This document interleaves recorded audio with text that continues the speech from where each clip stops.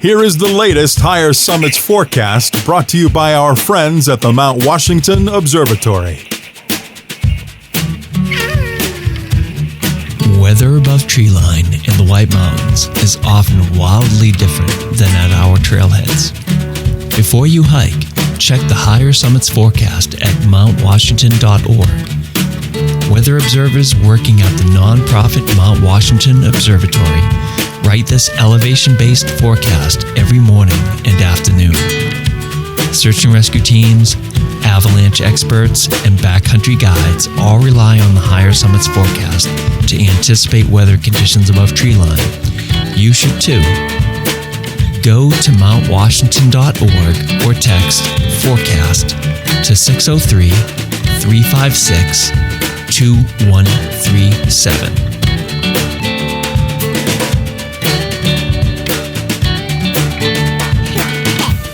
Greetings, listeners. Nick here with your forecast for the weekend of December 13th, 2025. Friday, in the clouds with morning snow showers likely becoming a chance of afternoon snow showers. Possible additional snow accumulations of a trace to 1 inch. Highs starting around 10 below, rising to around 0 by sunset. Wind northwest at 90 to 110 miles per hour with gusts up to 130 miles per hour early. 75 to 95 miles per hour with gusts up to 110 miles per hour midday. And 65 to 85 miles per hour with gusts up to 95 miles per hour later. Wind chill 50 below to 60 below, early rising to 35 below to 45 below late.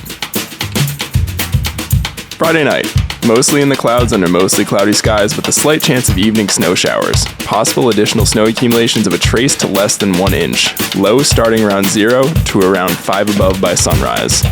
Wind northwest, shifting west at 60 to 80 miles per hour with gusts up to 90 miles per hour early, 55 to 75 miles per hour with gusts up to 85 miles per hour midnight, then 45 to 60 miles per hour with gusts up to 70 miles per hour later. Wind chill 35 below to 45 below, rising to 20 below to 30 below late. Saturday, in and out of the clouds under mostly cloudy skies, trending into the clouds. Chance of afternoon snow showers. Possible additional snow accumulations of a trace to 1 inch. High rising to around 10 above in the morning, then falling to around 5 above by sunset. Wind west at 40 to 55 miles per hour early, 35 to 50 miles per hour midday, and 45 to 60 miles per hour with gusts up to 70 miles per hour later. Wind chill 15 below to 25 below, falling to 20 below to 30 below. So it looks like quite a cold, blustery, and snowy weekend up on the higher peaks. Be safe, happy hiking, hopefully you can crush some peaks.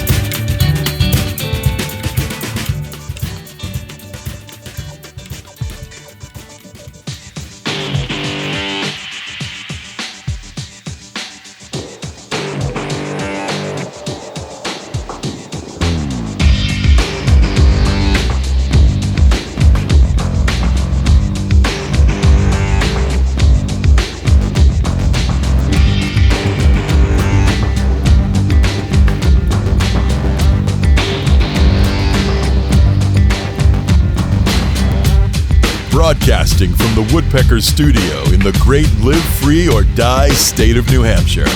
Welcome to the Sounds Like a Search and Rescue podcast, where we discuss all things related to hiking and search and rescue in the White Mountains of New Hampshire and beyond.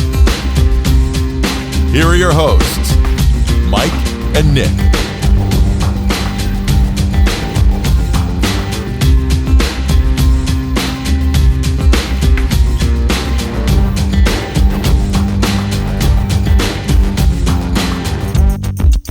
Okay, we are live here for us. So I usually ask people if they've ever done a podcast, but I know that you have done one because you just joined us for Full Condition. So welcome back for a deeper dive.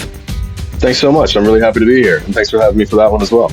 Awesome. Yeah, we got some fun stuff tonight. So you'll sit in the whole episode this time, and then we'll talk to you later, Forrest, and get a little bit of a deeper dive into your whole life story, and we'll talk a little bit more about Mountain Wander and stuff. So we're excited. But first thing we wanted to do is it's the beginning of December, and we've got our first, I guess, official snowstorm. Nick, is that fair to say?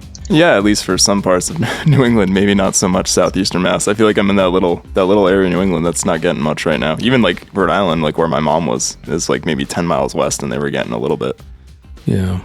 I have about 2 inches up here in the North Shore. but it's mostly like sleet. It's not like coming down as rain. It's coming down as little pebbles and then accumulating. But Forrest, you're up north. How's it looking up there? It's pretty snowy, actually. I know Stomp's without power tonight. That's why I'm here at home and not hanging at Woodpecker Studios there. Oh, nice. I was out for a little walk earlier today, and it was probably about 5 to 6 inches of snow. Okay, so that's real snow's accumulating up there. Yeah, roads were a mess. All right, Nick. So hopefully some will come your way soon enough, but that's your fault for living in Southeast Massachusetts, which is like basically, no man's land. Might as well be on the moon. Right. So, all right. So welcome to episode 217 of the Sounds Like a Search and Rescue podcast. This week we are joined by the new owner of the White Mountain Wanderer bookstore, Forrest Chess. So Forrest joined us for a short segment during Full Conditions, but we wanted to invite you back, Forrest, for a longer discussion to learn about your background and to plug the change in ownership. So when the listeners go to your store, they feel like they already know you, and when they're going to go pick out books or White Mountain themed gifts or whatever else they want to buy, they'll have a little bit of a connection already established with you. So that's great. Yep. Sounds like a plan there. Plus, Nick is going to share some info about Canada Lynx. Although that's otherwise known as a bobcat, right? No, they're different than a bobcat. Okay, you're going to explain. Bobcats are different. Yep. Nick will explain. I feel like they're not, but we'll figure that out. There's a missing person in Maine. We're gonna break down Christmas activities in and around the Whites. We've got an article about a search and rescue otter. We were going to talk about bad parenting, and then we've got gear review for Osprey backpacks. We got a music minute, notable hikes, recent hikes on South Moat and the Blue Hills. And then we've got search and rescue news, and then we've also got a little segment on why Franconia Notch basically went through, why the highway went through Franconia Notch. So Nick is going to do that. So I'm Mike. And I'm Nick. Let's get started. Let's get started!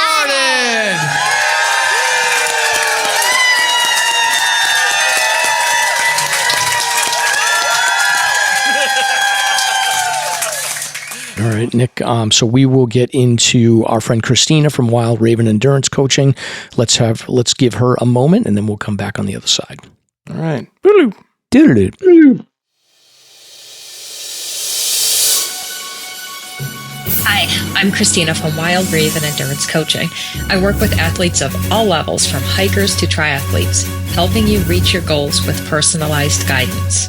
With years of experience hiking, mountain biking, and trail running across New England, I also have a deep knowledge of the New Hampshire 4,000 footers and the surrounding trails. Whether you're a beginner hiker or a seasoned athlete, I'll guide you towards your goals, reducing injury risk and improving your performance through smart, tailored coaching. Are you looking to transition from hiking to mountain running? I'm here to make that journey easier too. My approach combines strength training, mindfulness, and life balance on and off the trail. Let me help you find more joy in your sport while getting stronger and healthier along the way. Visit www.coaching.christinafolsick.com and start your adventure today.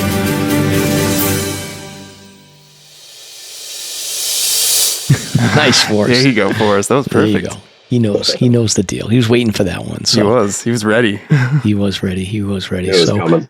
All right, I got a spooky. It's not Halloween anymore, but I got a spooky, scary story of a missing teen hiker to start off with. So, Dracula's cat. I guess the story of Dracula is based in some area of Romania, and there was a young teenage hiker from the United Kingdom. He's 18 years old. He's a college student, and he had decided to leave college unannounced. Kind of a strange thing. He basically left college unannounced. He attends the University of Bristol in England, and he decided to go hiking in Romania, and he's hiking in and around the Bukaji Mountains near Bran Castle, which is also known as Dracula's Castle. And he set out on this hike. I guess he's an experienced hiker, and the reason that they know that he went missing and he's been missing for 10 days. So this article was published today. So he's been missing like a week and a half. And what happened is he called the Mountain Rescue Service in Romania, and had told them that he was experiencing hypothermia and exhaustion, which triggered a search and rescue effort to try to locate this young man. They were able to find some of his hiking equipment, including a rucksack, as they describe it, and was discovered in the area where he made the call, but they've been unable to actually locate him. So I guess the mother has flown to Transylvania, the Transylvania area, and told outlets that I guess he left the UK on Sunday without telling them to go hiking alone, and they've got the last signal in a remote mountain area when he made the distress call, but other than that, they have not had any luck finding him. So either this guy had hypothermia and he's missing, or Dracula got him. Yeah, you can decide, I guess. But yeah, it doesn't seem great. It seems like his backpack had a tent in it and stuff. So, yeah, like you said, Mike, maybe it was hypothermic and kind of illogical decision making there and kind of just wandered off or something. But that's unfortunate to hear. Yeah, they found food. They found everything. So I'm guessing that they probably are pretty close to where, if he did not survive, they're probably pretty close to where he ended up ultimately. But if the weather condition is icy and snowy, they may need to wait until it warms up a little bit, but we'll see. But I've always wanted to go to this area. Like I think Eastern Europe and the mountains, like I've been to Slovakia and Poland in that area, and the mountains are absolutely amazing. And I have to imagine that this area is probably, I mean, just looking at the pictures of these mountains, it looks awesome. But I don't think I'm going to go anywhere near Dracula's castle. It looks beautiful. I mean, it's pretty wild. It's amazing to me that they can build those castles up on those mountain peaks like that. I mean, I guess there's no shortage of rock and things like that to make castles out of, but it's still very impressive. It looks like something out of a fairy tale book, or I guess in this case, maybe like a Dracula or a horror book. Yeah. Or a scary Disney movie or something. Yeah. So What Nick's talking about is this castle is like built into the side of a mountain, and the like the main defensive section of it is like way lower on the mountain than the main part of it. So it is interesting that they're able to make these mountains and make them be sustainable on the footing that they built them on. So Anyway, Nick, we'll send you out to Dracula's castle to report back to us. I'll make sure I take a Garmin with me. Okay, very good. Next up, we've got some New Hampshire things here. So we already talked about the big snowstorm. So what do we got first here, Nick? What is this Race to the Clouds? So first we've got the Race to the Clouds event is returning in August. So this Climb to the Clouds returns, or I should say the Climb to the Clouds event is returning to Mount Washington August 7th and 9th of this year. So this is basically where they're kind of racing these crazy sports cars to the summit of Mount Washington on the 7.6 mile Mount Washington Auto Road. So it's actually North America's oldest automotive hill climb.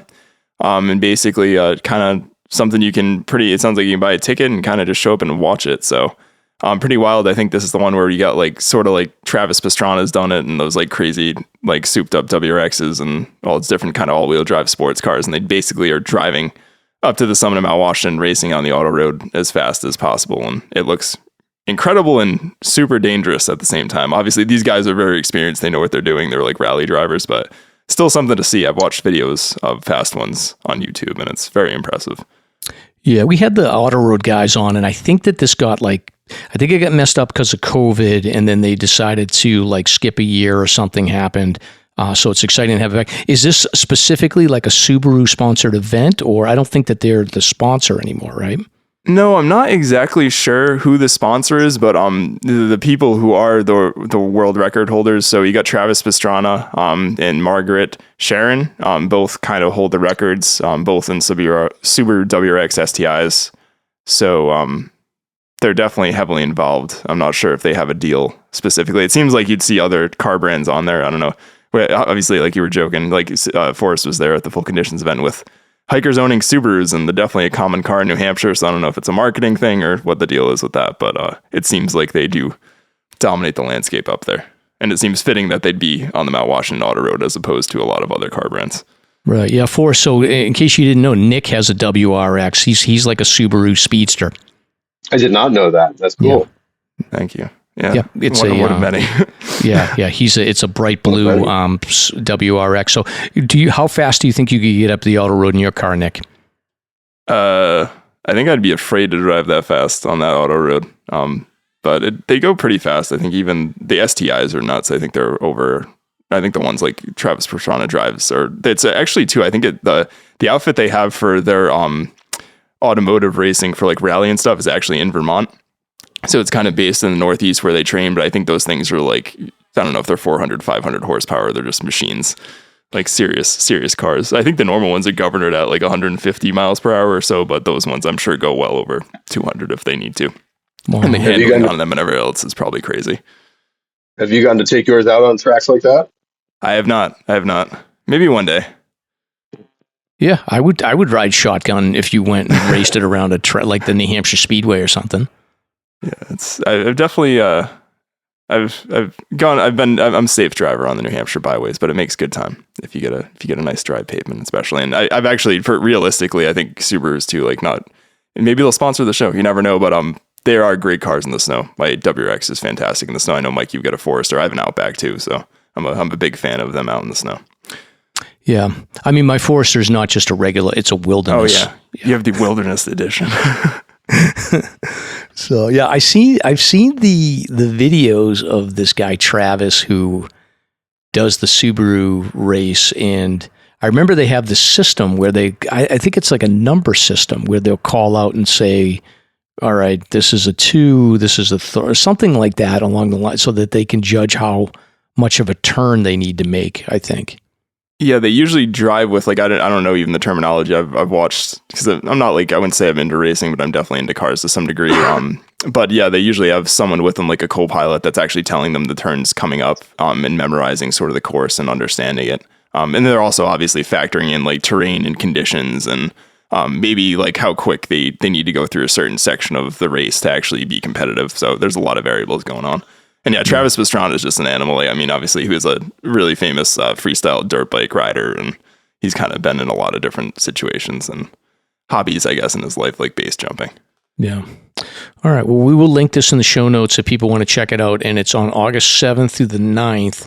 And I'm assuming, like, if you, every once in a while, you get that reality check. Like I've had this when I've gotten up to the top part of Tuckerman Ravine Trail where the bike race was going on, and I didn't know it, and I get this big crowd of people, and I was like, oh, I guess I'm going to be a little crowded up there. But yeah, so if you don't want to see a crowd, definitely don't go these days to Mount Washington. Yes. Yep. So either check it out or don't check it out. So. Yes. All right. So Forrest, Nick is going to now talk about the Canada Lynx. Am I crazy? Isn't it? It's a bobcat, Forrest. It's just a bobcat, right? I don't know. Is a lynx a different animal? I thought, right? I don't know. I thought they were the same thing. So Nick, explain. See, I knew the owner of the Mountain Wanderer would recognize that Canada Lynx are a separate species from bobcat. They are two totally different. They're not totally different animals. They're both cats, but they are indeed a separate species. They do look similar. But I didn't actually look at the comparison between the two. But Mike, I'm sure maybe you can look and fill us in. I'm ChatGPTing right now. I can see him. He's hungry for some answers. I can see. But yeah, I thought this. I really like animals and nature and things. I feel like it goes along with being a hiker. But New Hampshire Fish and Game posted a couple pictures of Canada Lynx that they've spotted up in the North Country, up in Pittsburgh, New Hampshire, in the Connecticut Lakes Natural Area. So this area up in northern New Hampshire spans 25,000 acres, making it the largest wildlife management area in the state, which is pretty impressive. That's a good size. And basically they have a bunch of cameras set up, and they've been capturing a bunch of sightings of these rare lynx. So kind of neat. And it's weird to say like they're rare because they are rare as an animal in sightings, but I guess with these game cameras, they've captured dozens of shots of them. Really pretty looking, majestic animals, kind of white, brown.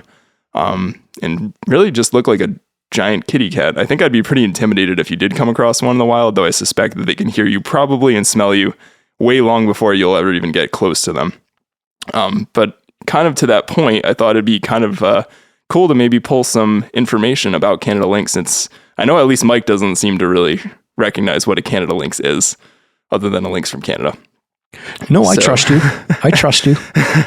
So here's a little history going back of the Canada Lynx.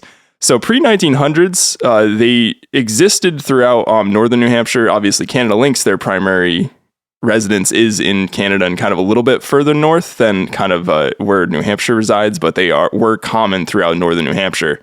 And early accounts for trappers and naturalists documented that species like to live in forested, high elevation regions, similar to northern Maine and the Canadian Maritimes.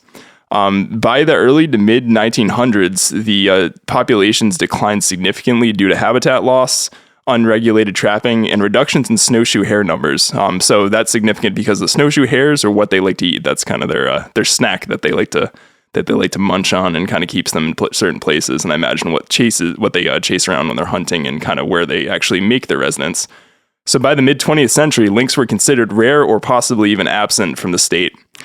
So through the 70s and the 90s, we'll kind of fast forward a little bit, there were scattered reports and tracks of Canada lynx, but it was mostly thought that these weren't resident of New Hampshire.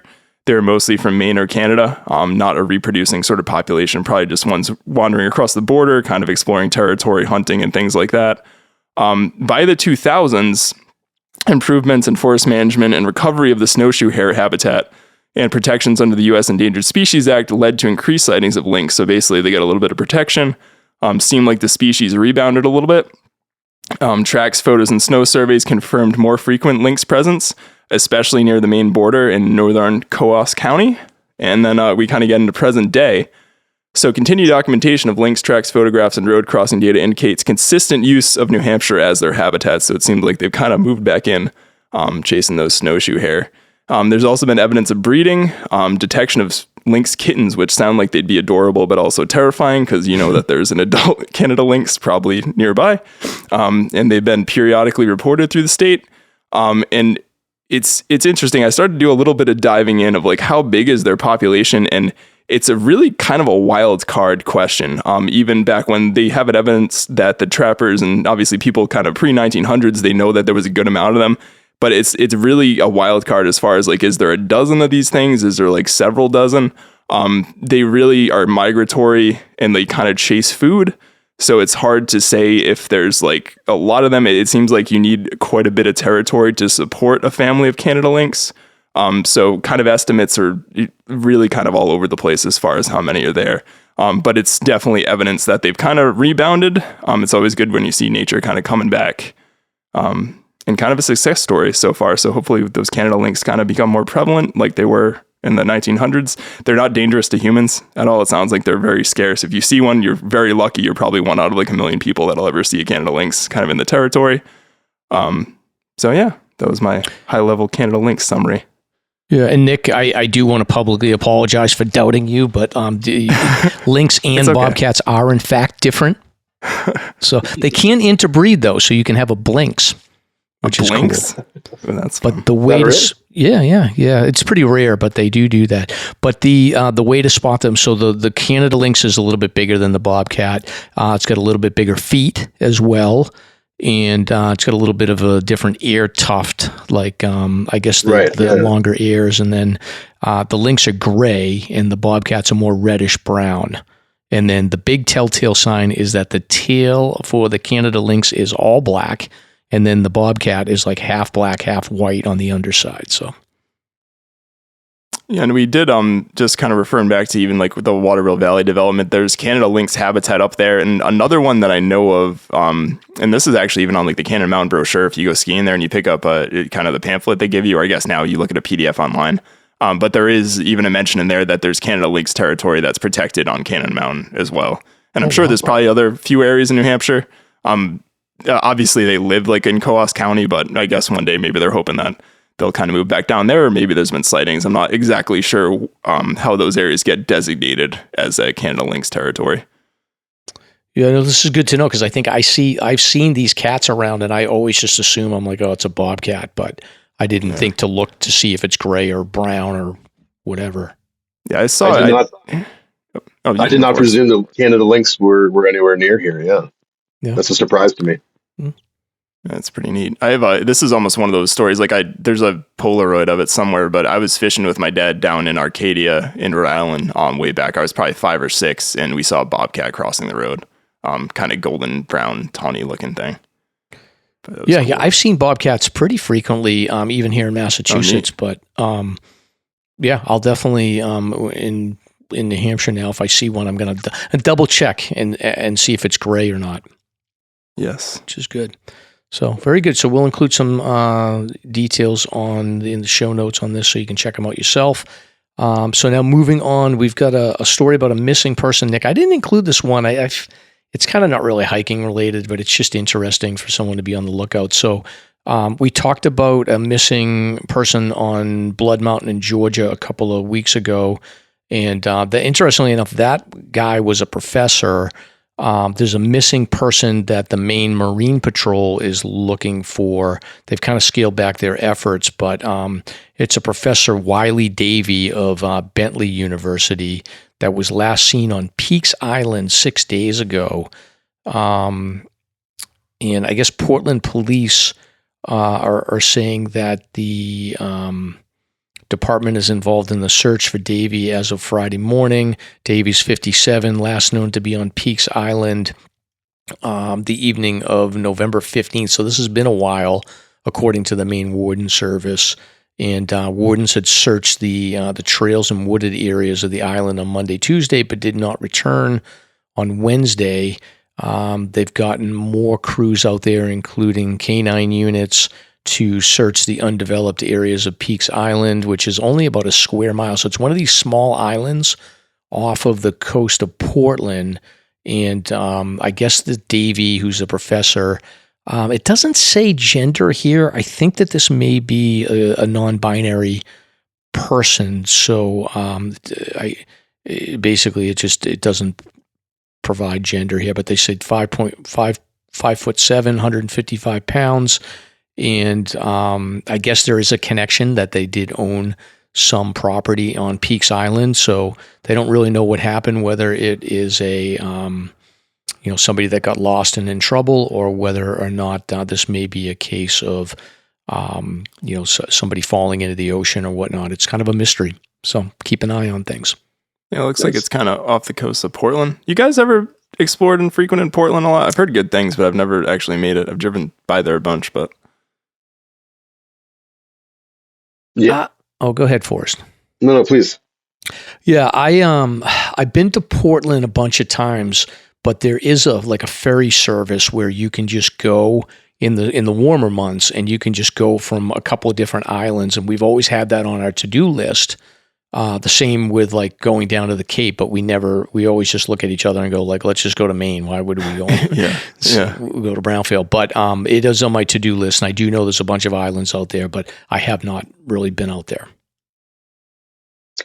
I've visited Portland, the town, and been around to a bunch of the venues and bars and restaurants there, of which there's a lot, and a lot of really good beer and food in that town. But I've never actually ventured out to do anything outside of town, really. Yeah, same with me, Forrest. I'll go to the breweries or to eat, and then we'll go for a day. A lot of times we'll go and check out, the cruise ships will come in and there'll be a big crowd around or whatever. But I haven't done there is the island ferries that you can go out and check out. But I got to get out there. So sounds cool. Yeah, but this is again since November 15th. Bentley Professor Wiley Davey. So hopefully there's a resolution for the sake of the family. And, who knows, maybe they went off and they just didn't want to be found for a while, and they'll come back. But something to keep an eye on. Missing person in Maine. All right, so moving on to more happy news here, Nick. The timing on this isn't going to be great. I think when we release this, it'll probably be... Maybe we'll release it a little bit early, but it'll be a little bit before Christmas, a week and a half maybe. Yeah, but I wanted to just put together Christmas activities in New Hampshire. Forrest, a little homework for you as we go through this. I want, if you have any tips in Lincoln, I'm a little bit weak on that side. I'm a North Conway guy, so. Okay. I got a connection to this first one too with Mike. That's kind of unexpected. That's funny. What is it? So the first one we're going to talk about is my favorite. It's in Jackson, New Hampshire, Nestle Nook Farm. It is the quintessential Christmas experience. But what's the connection, Nick? So that Nestle Nook Farms has, and you can see it actually on their page, but they have a Grand Victorian Manor that you can stay in. Yeah. So during kind of COVID years, I think 21 or 22. Trying to think when New Hampshire opened. I think 21, 22, 23. It was either 2 or 3 years. I usually do sort of a Memorial Day weekend hiking trip with some people. and some family, and we actually stayed in that Grand Victorian Manor like 2 or 3 times. And basically once COVID was over and they started booking weddings again, we never heard from them again, probably understandably, because I'm sure they were just getting booked up again. But yeah, they were renting that out, I think through Vrbo or maybe Airbnb, I forgot what we used, but at that time, and it was beautiful. It was the land around there is absolutely gorgeous, and the house was like ridiculously They nice. have a hot tub inside the house, I think, or it's enclosed glass or something. I don't remember there being a hot tub. It might have been closed off. They definitely had like several giant whirlpool bathtubs and bedrooms and stuff. And actually the front deck had a great view of like Mount Washington and whatnot. It was really gorgeous and great location too there in Jackson. Amazing. Forrest, have you been to Nestle Nook? I have not. No.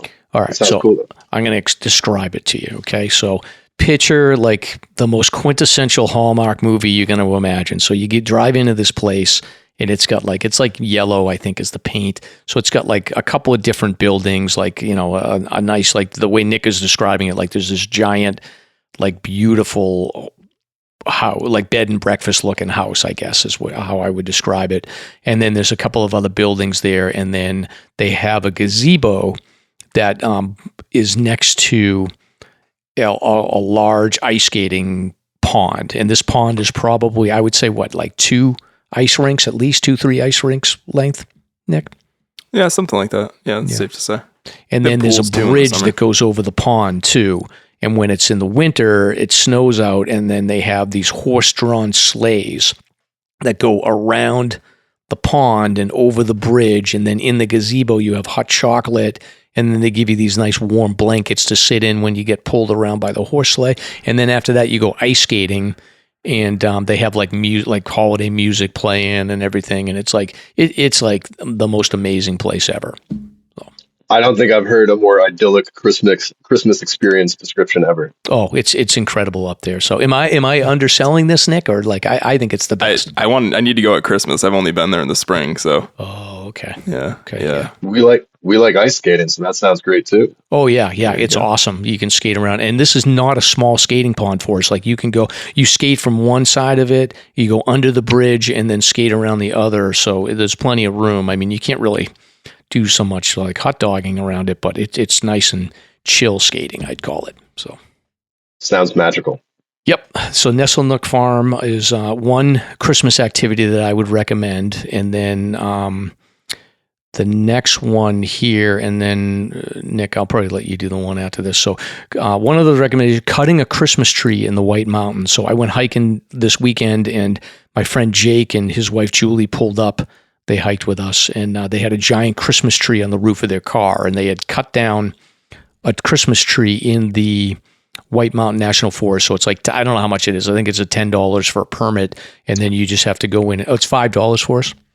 That's it. Yeah, $5, and there's a bunch of rules, like you have to be 50, I don't know how much it is. Steal.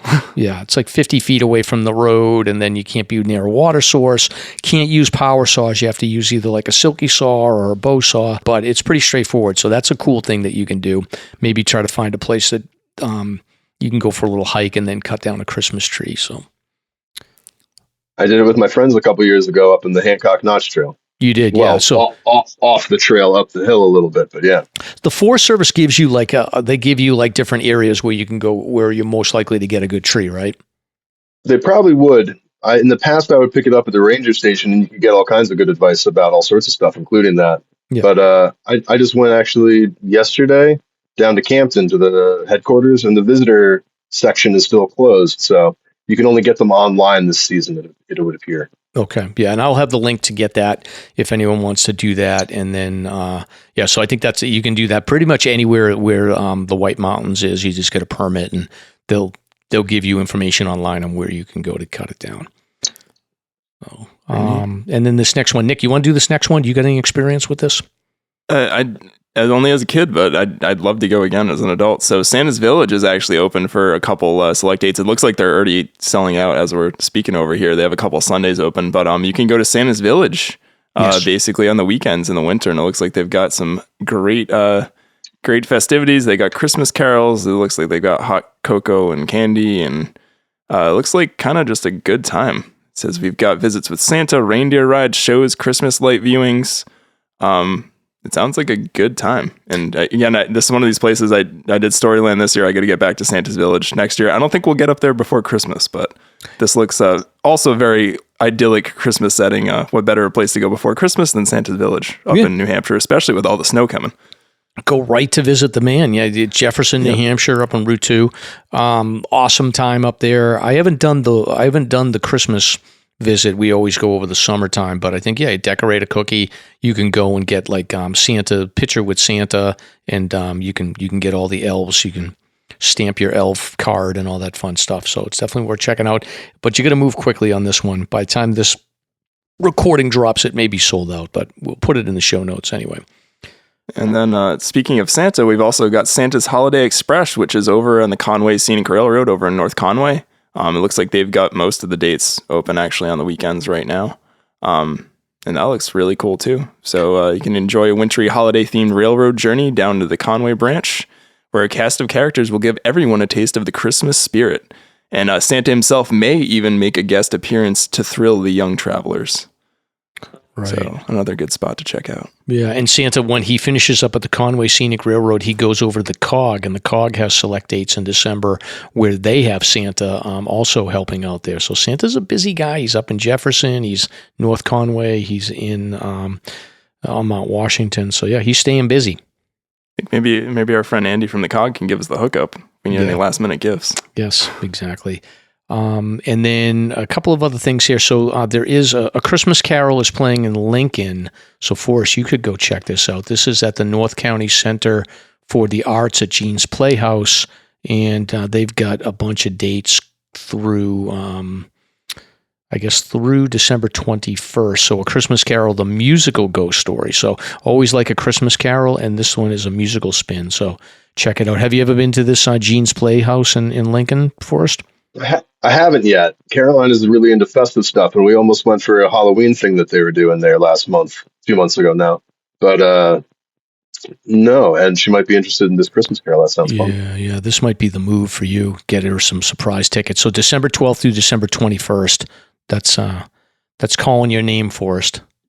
Sounds good. Awesome. And then last but not least, I had a suggestion like holiday shopping. Settlers Green in North Conway is always great, or you can spend the day in Lincoln just enjoying all the shops and restaurants. So definitely check it out up here. And there's nothing, I guess, more holiday feeling than snow on the ground. And there's plenty of snow right now up north. So lots of it. Yeah. There's actually a cool event in Lincoln this Saturday that I'm going to be at, some stuff from the Mountain Wanderer too. The Lincoln Library, which is a really excellent library here, public library, from 2 to 4 p.m. They're going to have a whole bunch of different local crafts and vendors here there setting up and having their stuff for sale for a little holiday bazaar thing. Should be cool. Yeah. Cool. And there's always like fun stuff going on. I'm a little weak on the Lincoln side. I'll be honest with you. Like I said, I'm more of a North Conway person. Is there so you get that one event, anything else that I missed that you want to highlight in Lincoln? Oh yeah, of course, because this will be after this has taken place. Not that I know of off the top of my head, actually. No, I know there's a tree lighting going on sooner than that as well that South Peak is doing, but that's all sooner than this episode is going to air.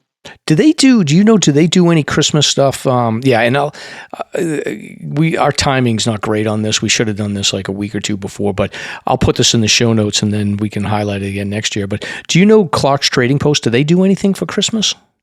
Oh, that's a good question. They look like they're pretty much shut down for the season, so I wouldn't expect so, but maybe. Okay. All right. Well, we'll have all of this in the show notes, so if it's too late for you to get it this year, then it's still going to be applicable for next year, but definitely check out all this stuff, and I can't believe we're talking Christmas already, Nick. I know. It seems like we just had it's just a roller coaster after full conditions right into Christmas, so. Right. Happening quick. All right. Well, you want to move on to some national stuff? Sure. I'm excited to hear about this otter story. I didn't actually look at this yet. Yeah. I looked at it a little bit. So our friend Jen had sent this over. Shout out, Jen. Hope all's well. But yeah, this is a Splash is the name of this otter. It's a search and rescue otter. So it's trained to detect odors underwater.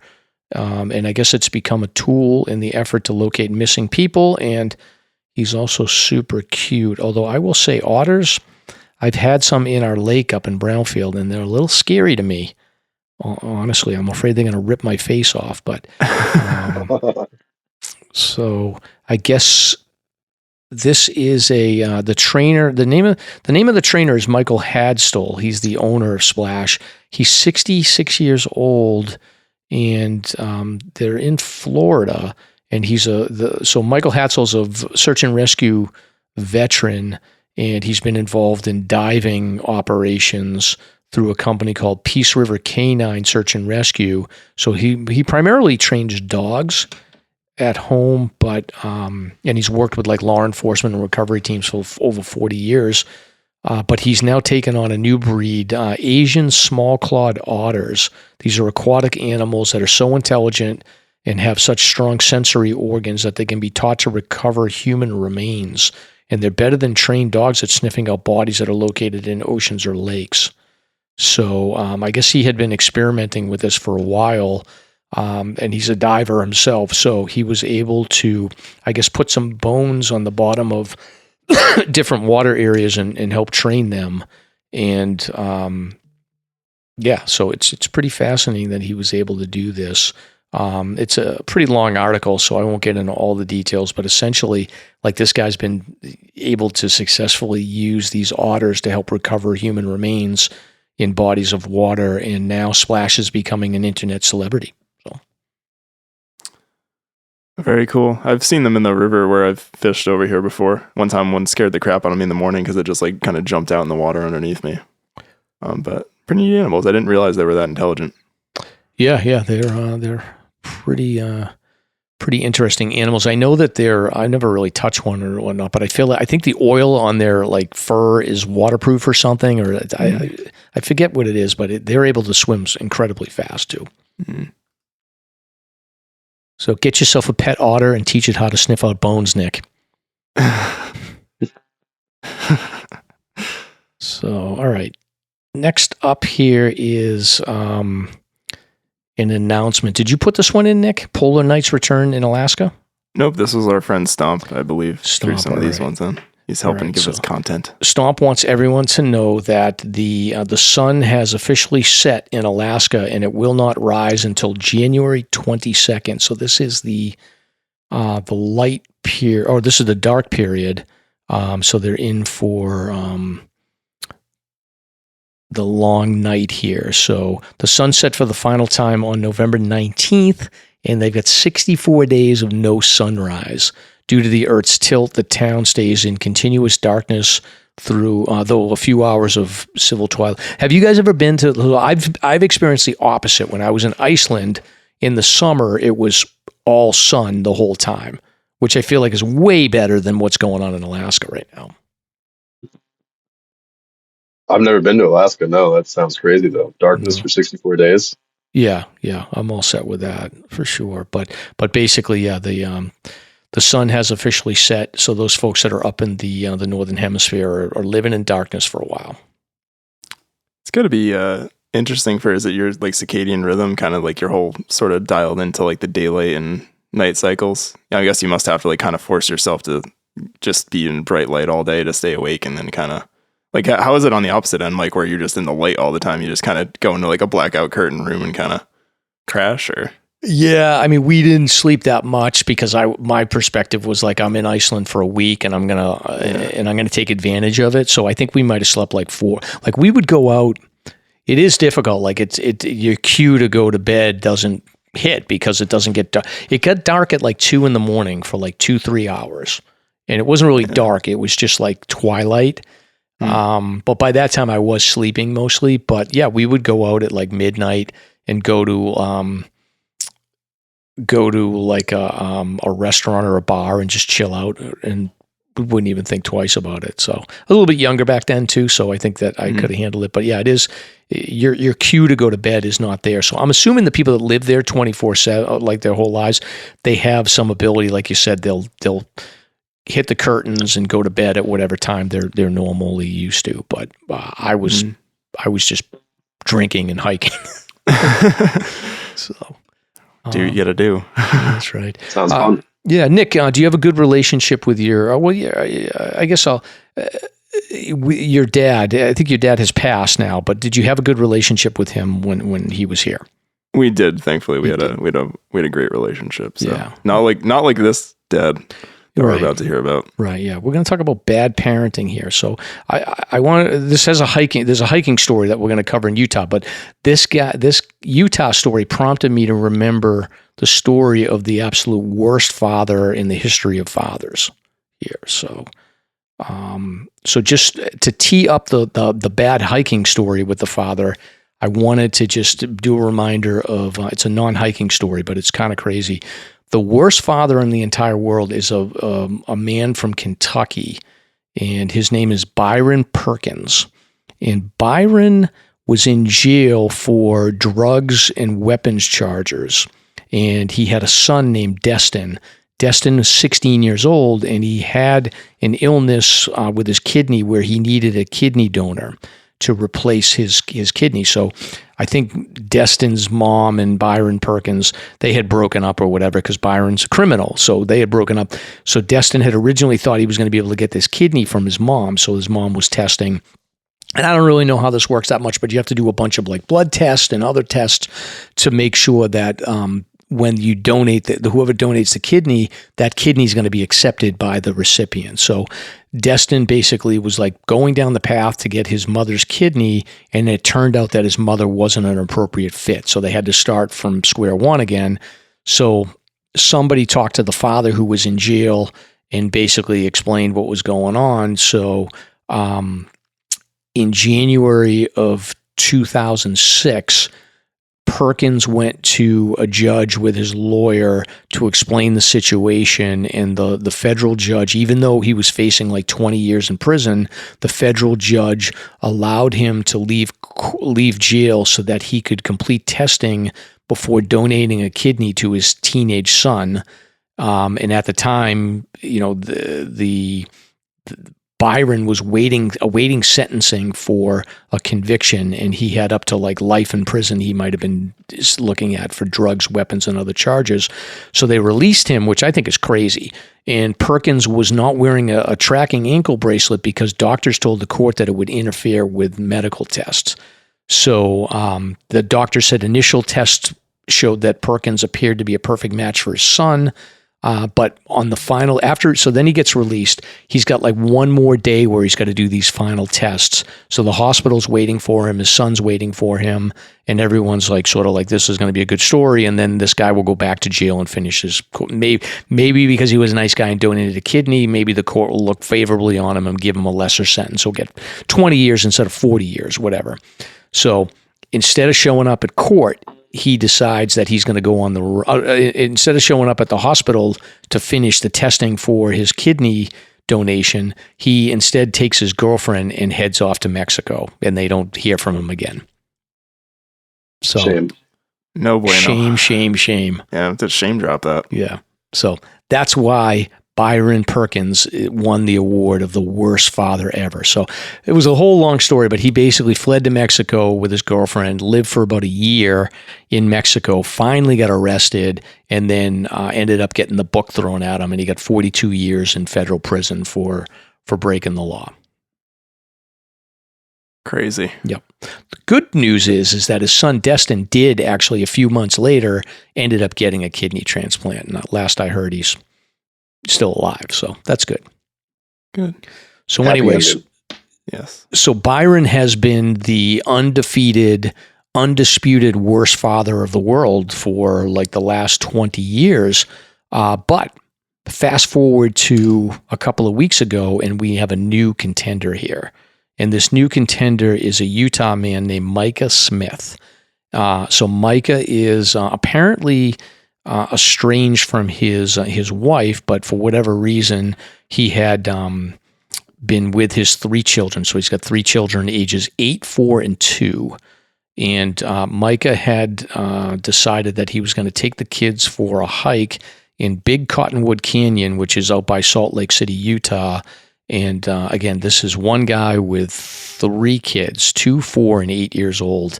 And Micah has been charged with 3 counts of child torture, 3 counts of aggravated child abuse, and These are all first-degree felonies, and he's sitting in jail awaiting a bail hearing at this point. Originally, Mr. Smith made headlines in October when search and rescue crews found him with his 8-year-old daughter and his 2 sons, who are 2 and 4, on October 12th, a day after they'd been reported as overdue hikers at Big Cottonwood Canyon.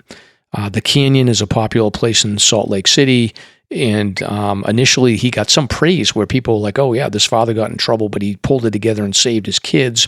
They even put together a GoFundMe for the kids to, I guess, get their medical expenses dealt with. So 2 of the kids are in critical condition after they were found. One is in stable condition. So apparently what happened here is this clown, can I say that, Nick? I think you could say that. This absolute clown of a father. Being insulted. And if you're a clown out there, we don't mean you directly, but yeah. I don't want to alienate anybody, Pennywise. Anybody's working in the professions. Yeah, but basically he took his three kids on a 9-mile hike, and he brought snacks and new socks and shoes for the kids. He bought snacks and new shoes and socks for the kids beforehand, but he did not check the weather. And I guess they were hit around 6 p.m. with hail and snow, rapidly deteriorating conditions. By 8 o'clock at night, they attempted to come down, but only made it about 600 feet before one of the kids fell, hit their head, and then they had to shelter overnight in the storm. His wife had urged him to turn back after seeing some of the photos, because I guess this Smith guy had sent some pictures to the wife and reportedly said that he was comfortable hiking in the dark without any light. One child told investigators that she was begging to leave as the storm intensified, but he refused, saying that this was a once-in-a-lifetime thing. And ultimately, like, the 2 little ones were unconscious. One of them was so hypothermic that their body temperature was at 62 degrees. They had to Smith and his older daughter had to perform CPR on the son throughout the night, and eventually rescuers found him and rescued the kids. But it's still, I think that this kid that was at body temperature 62 degrees is going to have lifetime injuries. So it's too early to determine, but like, this is just a horrific story. So the guy just pressed it as hard as he could to get these kids up on the summit and then couldn't get down. So, yeah, this is wild. They mentioned that there was a video that they sent the wife that one of the kids is asking, "Are we going to freeze to death, Daddy?" That's just like heartbreaking. Man, I don't even, yeah. Well beyond negligence. That's scary. Yeah, it's crazy. I don't know what goes on in somebody's mind like that, but I think the charges are appropriate, and I don't think there's anything that we could educate anybody on around safety. This just goes beyond even lack of knowledge. This is just recklessness that, they should have never taken the kids into that environment, period. Yeah, obviously not much logical thought going on with this whole thing. I did want to touch, it's interesting that he had a GoFundMe set up and all this stuff. I think it just kind of shows where it's like one person reads something on the internet and there's this like sensationalism that happens. We're like, this guy's a hero. And then it's like a month or 2 later, like, oh, he's a horrible person. Like, he almost killed his kids. Which reflects the times we're in right now. Yeah. Yeah. So we'll keep an eye on this one, and hopefully he is far away from those kids in the future. So I got a link to like a Reddit discussion on the search and rescue subreddit too, which is interesting. And they had some, nobody's very generous with this guy. So, no.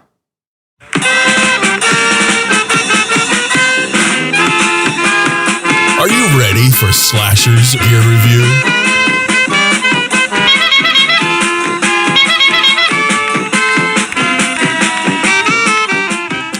All right, Nick. So we got to bring the mood back up. Yeah, we'll bring it back from these crazy fathers, I guess. So what's next? You want to do a gear review? Yeah, it looks like we got some gear stuff. I'm thinking that Stomp put these in, probably. I think so. Do you know anything about Osprey backpacks? I know I have one, so I know a little bit about them. I've never heard of this one that it's talking about particularly. So we got new backpack models for 2026 that feature advanced suspension systems such as Osprey's anti-gravity and free float, which improve weight distribution and ventilation. That all sounds pretty good to me. I don't know about you guys. I think everybody's always looking for better ventilation and stuff. And it looks like there's a nice little review that Stomp kind of referred to here with this anti-gravity suspension system.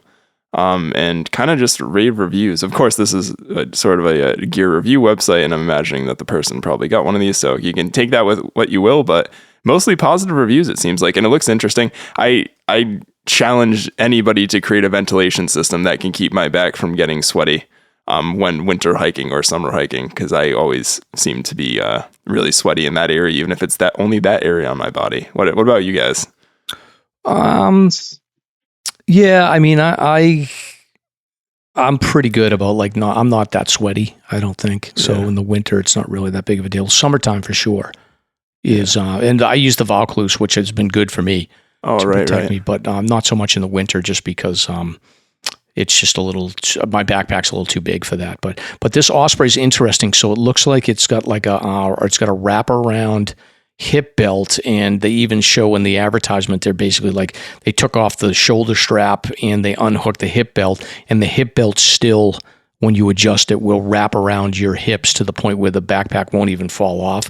I don't know how much weight he's got in that backpack, but that's kind of interesting that it basically they've taken the hip belt and made it into a clamp around your hips, which is an interesting idea, I guess. Yeah, it looks like this is on the Osprey Atmos AG that he tested it with. I'm imagining they'll probably put the system kind of on different brands of or different makes of their backpack as well. There's actually a picture of him on a trampoline, backflipping with it on. Yeah. I'm not sure that's entirely necessary to test it, but it looks pretty cool. It looks like they've kind of integrated the idea of a Vaucluse into the backpack itself. So we'll check it out. I mean, I don't know. I like the Hyperlight.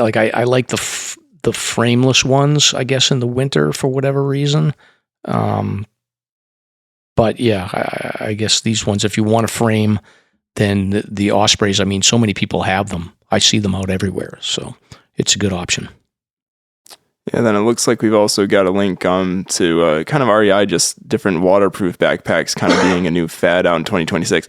So this is my thoughts on waterproof backpacks are kind of like with shoes, where I feel like when you do waterproof something, you also lose the breathability of it, which isn't always a good thing. So I'm imagining you accidentally, this thing gets wet inside somehow, maybe just some condensation on a water bottle on a hot day or something.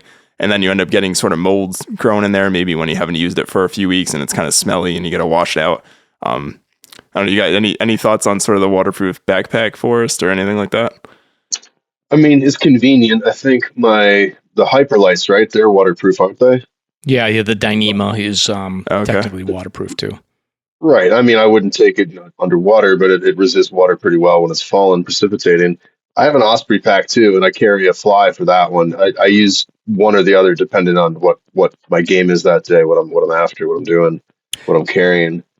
Yeah. But and I think this Osprey waterproof 25 pack is I think it's a more of a rubber type material. So it may just be to me, I'd look at this and I'd be like, well, this is good for if I was canoe camping or out on a boat or something, or in a situation where I was afraid that I had to go across a water crossing or something like that. So because Dyneema actually breathes to a degree, though, right? Correct. Like the Hyperlights are, so it's not. Yeah, that was kind of my thought exactly, Mike. Looking at this, is I feel like it's like the classic yellow rain boots you see. It looks like that in backpack form, more or less. So I'm not sure it'd be as good for hiking. But I know my Hyperlight, like the Dyneema, the water does not penetrate. The only issue I've had with that is sometimes if it's raining out and I didn't have a Fly, I got caught one time and I didn't have a cover for it. The water, I don't know if this has happened to you, Forrest, but the water just pooled up in the outside pockets a little bit and eventually just kind of rolled down my butt. But, I was soaked already by then. I didn't even care.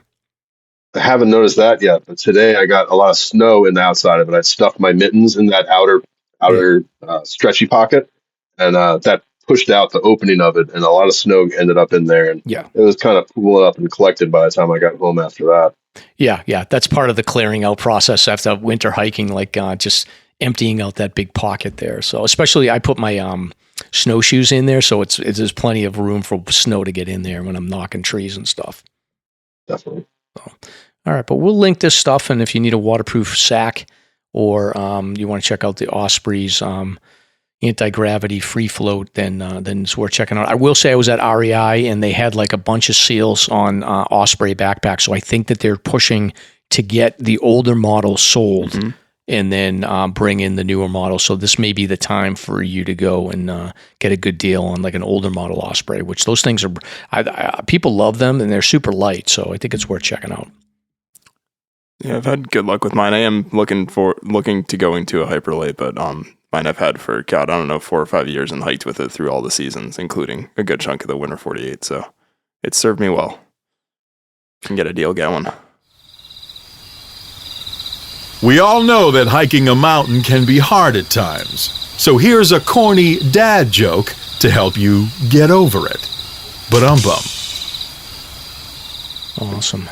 So, all right, this is the part of the show where we do a dad joke. Let me see. Why wasn't the woman happy with the Velcro that she bought? It was sticky? She thought it was a ripoff. That was terrible. That was terrible. You want to do a music minute, Nick? Forrest is a musician too, I think. So we'll talk a little bit about that. But Nick likes to do little music minutes and information about songs. So we step away from hiking and we're going to talk about something new here, Nick. So what do you got? Yeah, well, first I want to go off script, and I noticed that Forrest it looks like a Brian Wilson album in the background. Oh, yeah. It's a poster, actually, but yeah. Oh, it's a poster. Okay. Caroline and I went and saw him when he was doing pet sounds with the orchestras, the symphony orchestras in different cities. So we saw it in Boston with the BSO. It was pretty cool. Very cool. Very cool. That sounds like a great time. It was a cool show. I was curious. I've been eyeing that. I'm like, I can see the pet, but there's like a glare on it. So I'm like, I'm not sure if it's a pet sound or something. I'm like, yeah, very cool. I like that. So obviously we're moving right into the holiday season. Do you guys listen to Christmas music before Thanksgiving or after? I feel like this is a clear cut division. Before. After. But Mike's like before. Definitely. Exactly. It divides people. I'm definitely an after, like it has to be Thanksgiving or afterwards. I like just try to avoid listening to Christmas music.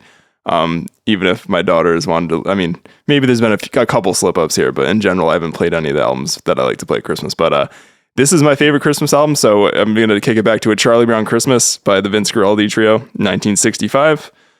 So this album released in 1965 of basically jazz holiday classic, blends Vince Guaraldi's warm piano style with gentle bass and drums to create the iconic sound of the Peanuts universe. Might have been assisted by AI writing this. So it features standout pieces like Linus and Lucy and Christmas Time Is Here. The album introduced many listeners to jazz and became a nostalgic, enduring part of holiday culture. A simple, cozy, and emotional melodies remain some of the most recognizable Christmas music ever recorded. I think most people are pretty familiar with the Charlie Brown Christmas special. That's kind of got its own sort of really interesting history about not intending to be very successful, and it kind of became an iconic film through generations. I say film, but it's a short that everybody watches. I know we watch it with our daughter now, and I watched it as a kid. So this kind of music just harkens back from that. And I thought it was interesting that this album is actually still posting on the Billboard charts, like basically 80 years after, I can't do math there, 60 years after its release, it's still basically hitting Billboard charts yearly during the holiday season as far as jazz and like holiday music. So I think that speaks a lot to the music written and also just kind of how popular it is. So it's kind of the be, I want to say it's the be all end all of Christmas albums for me, but it's definitely the first one that I play when it's Christmas time. And the O Tannenbaum first track just kind of gets stuck in my my head all the time, and I'm kind of just whistling to myself through the holiday season. What is the piano one? It's like that's Linus and Lucy. That's Linus and Lucy. All right, yeah, I like that. Yeah, the Peanuts. I like the Christmas time one, slow one. Christmas time. Yeah. Yeah. I was thinking the Peanuts characters where their mouths are like perfect circles and they're singing and stuff. It's a good movie. So that was, and then I did want to throw this back. This was from last week, and I'm curious to get your opinions on this, especially Forrest, because I know you're kind of involved in the music scene. Not to divulge too much of what you used to do, but our listener Dr. M. Hikes posted this on Instagram and tagged us. It's a song, Eternal Washington. So it's an AI generated song with some lyrics that she wrote. And basically I messaged her and she was mentioning that she wrote a third of the lyrics and had Grok, basically the AI platform, write the rest, and then used an app called Suno with a prompt of an 80s rock power ballad. And it put out this sort of country rock song, which is pretty interesting that we live in this era where you can just AI generate music. And then this kind of came from Stomp, and he sent this, I think, to both of us, Mike, but there's a fully AI gospel singer, Solomon Ray, that kind of has this album where I'll be completely honest, unless Stomp had told us, I probably wouldn't have thought it was completely AI generated. However, I would have thought this dude had a voice that rivaled like every other great singer, like Whitney Houston, Michael Jackson, anybody you can think of, like just ridiculous vocals. So I'd be like, why isn't this guy more popular? But really impressive what's going on here. And kind of this whole article that he linked here kind of just mentions how, yeah, people are getting, I think artists as a whole are getting panicky. I mean, photographers and painters and artists. It's an interesting time we live in. I'll kick it to you, Forrest. Any sort of thoughts on this whole thing going on with AI generating music? And I mean, I for one, I'm a bit of a Luddite myself, so AI is still pretty foreign to me in general. As far as for using it for music and art, I don't want to, what's the words? I don't want to dog anyone's thing or whatever, but I've spent my lifetime playing instruments and working with people that play instruments or DJ or use samplers, but humans making the music, not an algorithm or something. It's a little weird to me. Yeah, I definitely kind of fall into that boat again. I think ultimately it's a tool, so it can be used. And I mean, I use it. I kind of have a IT background. I use it daily. I work now to kind of help write things or code or things like that. But yeah, when it comes to applications like that, I definitely have mixed feelings. I mean, I had a band for years and put out an album and it did stuff way back. So yeah, creatively, it's kind of weird when you start being like, oh, it's like you said, it's basically like Solomon Ray, I believe they were kind of looking at sort of top 20 pop artists and like different, and it's basically a blend of cherry picked things from different genres to make a successful track, which obviously it's working. I know like a lot of these songs are doing really well commercially and it brings up this whole gray area, but yeah, it's like, I wonder if we're going to live in a world eventually, or I don't think it will never fully replace humans. I think there's an imperfection or I like to believe that there's an imperfection and sort of this creativity that human beings have that machines AI just can't replicate to a degree. I don't know if that's right. Maybe I'll be proven wrong one day. But yeah, it's this weird area where, yeah, I don't, my gut feeling is I don't really like it, I guess. Maybe that's resistant to being a musician and stuff and being really into music. But part of me is also like, you can't deny, like, especially like that Solomon, what was the name? Solomon Ray track. It's impressive that it's generated, and it's pretty. The other thing too, Stomp pointed out, is it's produced like a normal top 100 pop track. Like, it's pretty crazy. Yeah, and I sent you guys, like, so I follow this guy, the Professor Nick Harrison. So he takes like 90s rock music and grunge music and puts it into 70s soul. And Forrest, I'll send you this, but like they do a version of Lightning Crashes by Live, a soul version that is just absolutely incredible. But I think of the AI, the deal with the AI is that I do think when people write music, and I've seen enough artists that talk about like the process of writing the music and the magic that happens. And a lot of times, like I love the stories where they say like, I just woke up and it just all came to me, and like this hit song came out of me in like 2 minutes and I knew I had something amazing. So I think AI doesn't have that. And then I also think that the music industry in particular is subject to trends. So, we look down on the people that sort of do the auto-tune type music that was popular for a little while, and then people just sort of went away from it. So I do think that AI, if it does start taking off, will be probably more of a trend type of thing, and then will fade away and people will appreciate like human generated music a little bit. But what I'll be most interested in is the scandal. So there will be an artist that presents themselves as writing and performing all of this music, and eventually like somebody will get exposed as the Milli Vanilli of AI eventually. So I'm looking forward to that.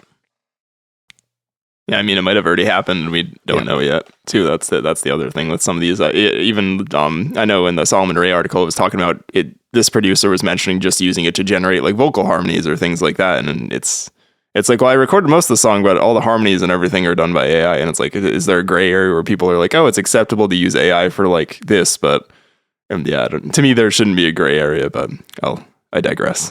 Right. So we'll see. We'll keep an eye on it, and AI is moving fast. Forrest, you got to get. I'm going to give you a ChatGPT tutorial so you can keep up. Oh, So All right. But we'll see here. So, all right. So, a couple of housekeeping things here. So, free stickers if you want to get we need a new sticker order stomp. If you're listening, me and Nick need more swag. So, but if you're a listener and you want to get free stickers, Ski Fanatics, Spinners in Andover, and then Forrest, when we do get a new order, I'm going to drop some off at Mountain Wanderer, so you can give them out, or you can sell them if you want to. No, please do. Yeah. I'd be happy to give them out. Awesome. And also, I have a theory. So either at full conditions, a lot of people took stickers, or maybe Forrest just took all the Slasher stickers, because it was at Forrest's table. So I don't want to point any fingers, but I'm just throwing that out there. I took one of the shiny ones. That was it. No, there's a lot of people coming by that were interested in stickers. Yeah. Sure. Yeah. I always grab stickers whenever I get a chance, and I'm like, "Oh, put it on." I ran out of space on my bottles. I need more bottles here. So, but yeah, if you free stickers at Ski Fanatics or Spinners, and then if you want to get Slasher swag, check out our Bonfire shop. Choose between super popular hoodies, T-shirts, and the color selection is great, and they're priced to move. Christmas is coming up. Great Christmas present. Yeah, great Christmas present. Nick is wearing one right now. Yep, man. Cozy. Excellent. And then if you want to donate so you can fund our new sticker order, you can do that through Slasher's Buy Me a Coffee site. So donations help us pay for web hosting, distribution, live events, and other stuff. So check that out.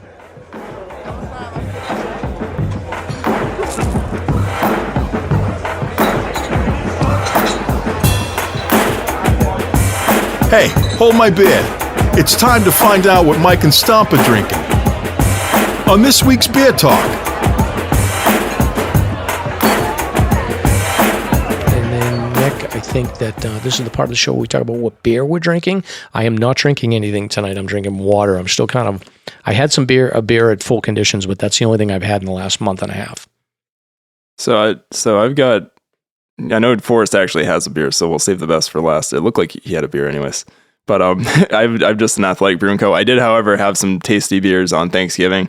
So I did want to shout out, I love this brewery anyways. I've actually never been there in person. But Vermont Beer Makers makes some absolutely delicious stuff. So I had their Verde IPA and their Feather Session Pilsner on Thanksgiving Day. And it was a good while cooking the turkey beer and having turkey dinner. It worked very, very well with that, especially the Pilsner. So if you see anything by them, definitely pick it up. And then Forrest, what do you got over there? Well, first of all, I've had both of those before. For a moment during the pandemic, I had to work. I had to find other different jobs than what I used to do, and I worked at a beer store for a few months. And I tried both of those beers. They sold single cans of everything in the shop, so I got to taste all different stuff. It was cool. Excellent. But tonight, what do you got? I was just going to say, they also have, I think one of my favorites from them, I'm not as into the double IPAs, the higher ABV stuff anymore, but they make like Plush and Lush, I think, are two of the double IPAs they make Vermont Beer Makers, and those are both really tasty. Sorry, not to cut you off there. I just want honorable mention for beers by Vermont Beer Makers. No, that's good. I too stay below 7% most of the time these days myself. I'm having one that's just below 7% tonight. It's from Feathered Friend in Concord, New Hampshire. And I've actually got some exciting news about that. I'm friends with the owner of the brewery, Tucker. He's had the place for almost 4 years. When I was coming back and forth from Massachusetts, I'd always stop off on my drives home from 93, coming up and down. And they're right off exit 13. But he really wanted to help. He was excited about us taking over the Mountain Wanderer and wanted to help support. So they're brewing a new beer. It just went in the tank last week. And it's a Czech Pilsner, and it's going to be named the Mountain Wanderer. Ooh, I like that. That's awesome. So cool. You've really made it if you can get a local brewery to like. We don't even have a beer yet. Yeah, that's awesome. No, we wanted to take a cue from the Reckless guys too. We're going to try to donate money to the New Hampshire Outdoor Council. We're waiting to hear back from them, and it should be pretty tasty beer. Awesome. Yeah, let us know once that's ready, cool. And we'll plug that on the show notes. Yeah, 100%. Yeah, I wanted to put Steve's face on the label, but Steve wasn't into that. Do you have any idea too? Do they distribute their beer? Or you got to go to the brewery to get it, or any idea how that'll work when it does come out? They have distribution in New Hampshire and I think Maine as well. They go through Vacation Land, so I think they did a double batch, so there'll be plenty to go out, and it's always available at the brewery as well. Awesome, fantastic. Yeah, that's exciting. So yeah, we'll keep an eye out for that. I'll have some of that beer. What kind is it going to be? A Pilsner? A Pilsner, yeah, Czech Pilsner. One of my favorite kinds. Awesome. Yeah, I will. I'm more of an IPA guy now. You guys are good. am I all by myself? Am I just not letting go of the trend? Is that what's happening? Or what's going on with the IPAs? I'm having an IPA tonight. Oh, you are? Okay. Yeah, I mean, one of the ones I had was an IPA too. I think I've just, for some reason, whatever reason, I've just shifted more to Pilsners and lagers and stuff over the past few years. I'm not quite sure why, but okay, is what it a little is. Easier on the belly sometimes. Yeah, this is true. Yeah. Burping up hops. True. As much as I love them.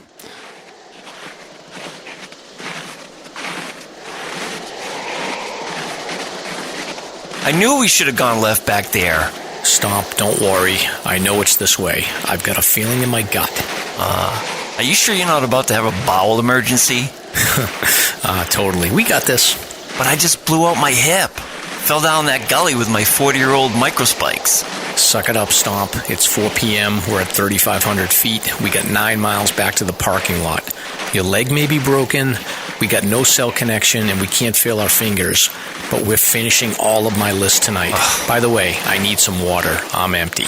I would if I could see what I'm doing, but my headlamp batteries are dead. You gotta be kidding me. What a chump. This is the last time I hike with you. Whatever, mister. Do you know me? I have a podcast. Whatever. Let's find out what Mike and Stomp have been hiking.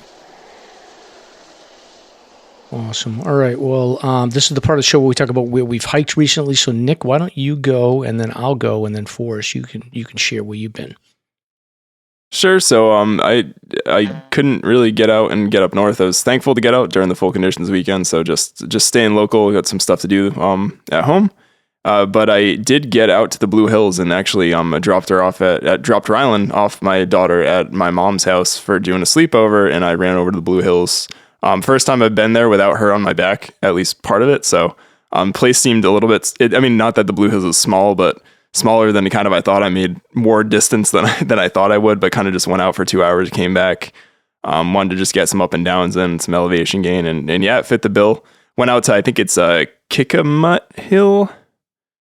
I didn't write it down here. One of the hills kind of on the eastern side. Started at sort of where the Great Blue Hill parking lot is on the western side with the Trailside Museum, and just kind of made my way east across. I actually saw a little bit of ice here and there, which kind of made me have to be cautious. And just those leaves, man, pain in the butt coming down in some spots.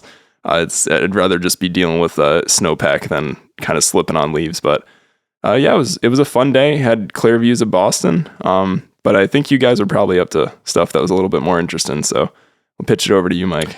Yeah, so I got out this weekend. So my friend Jay, who lives in Amesbury, he is getting into hiking, and he's been pursuing the 52 with the views. I've gone out with him. I think you've gone out with him, I think, Nick, before, right? Yeah, the Randolph Crescent That's right, yeah. day. So he's been getting out to do 52 with the views. I think he's got like 14 or 15. So I told him, like, for the next couple of weeks, I'll try to get out with him for 52 with the views. And I had suggested South Moat. I said, look, we could do the Moat Traverse, but it's a little much for him at this point. And I also am just getting back from pneumonia, so I didn't want to push it. So I threw it out to our group chat, and then got a bunch of people. So there was 9 of us that ended up meeting at the South Moat trailhead off of Passaconaway Road. And 5 of the crew decided they were going to spot a car and go across and do the full traverse. And then 4 of us just said we were going to do an out and back. So it was a nice kind of short day. The trails were good. Probably, I think we started off at about 800 feet, and then you climbed to 2,700 feet. So I'd say probably up until about 2,000 feet or so, it was pretty much bare ground. And then after that, you get to these slabs on South Moat where there's like 2 or 3 sections of slabs, a little bit of ice you had to avoid. Not a big problem. We didn't put spikes on for the most part, and then got up to the summit. I think it took about an hour and 20 minutes to climb up to the summit. We stopped a bunch, talked, and then the views were nice. It was a little windy and cold, but not too bad. And then we said goodbye to the rest of the crew, took some more pictures, headed down. I think my friend Steve put his spikes on for about 5 minutes in one section, but overall, it's a great trail. The lower part of the South Moat Trail is very Pacific Northwest vibe. It's just a wide open trail with open forest. It's kind of a unique feel of a forest in the lower parts of South Moat, but otherwise good views on the slabs. It was a clear day, so we saw, out to, we didn't see all the way out to Mount Washington, but for the most part, you could see pretty far out. So it was good times. Good to get out and do a kind of winter condition type of hike. Yeah, cool. And that was the first time you'd been out, like pre-Hawaii and everything too, right? Yeah. Since the last hike I had gone on was in end of September, early October when we had done the presidential. So it was good to get out. And it was a good crew. So I think there was like one new person that I hadn't met, and then I knew everybody else, which was good. Yeah, awesome. I'm glad you guys had a great day. Looking at the pictures. Yep. So I think next week we are going to go try to hit another 52 with a view. I've got to talk to Jay. He look at his list. I was thinking maybe Mount Cube, maybe Kearsarge North, something a little longer, but we'll see how it goes. Awesome. And then Forrest, where you been lately? I've done a bunch of 52s lately as well, actually. I did Table Mountain with Caroline maybe a month ago. Where was I? I did Hedgehog by myself just maybe like a couple weeks ago. That was a nice one. I always like that loop. My most recent hike was today, though, actually. I meant to go do another 52. I've been up Mount Pemigewasset a million times, but when I got to the parking lot, there was a whole bunch of people going up there. I just didn't feel like leapfrogging with them the whole rest of the afternoon. Good. I was kind of running late on time, so I just pivoted to Flume Gorge Loop. There was no tracks going into there hardly, or if maybe someone had been out this morning or yesterday, but they were pretty well snowed in by the time I got there. Pretty late, like 1:30 in the afternoon, maybe 2. So I just went to the lap in the Flume Gorge Loop. It was really nice. Walk in the woods with the snow was pretty. Awesome. So I don't know, Nick, I feel like maybe we should just go into Forest right now, and then we could do notable hikes and search and rescue. We'll see how long it goes. Make a call. Yeah, that sounds good. Awesome. Sounds good.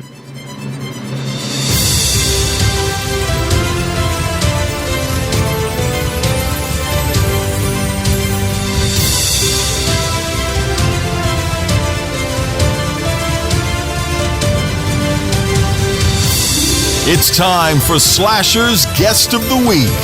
Very cool. Very cool.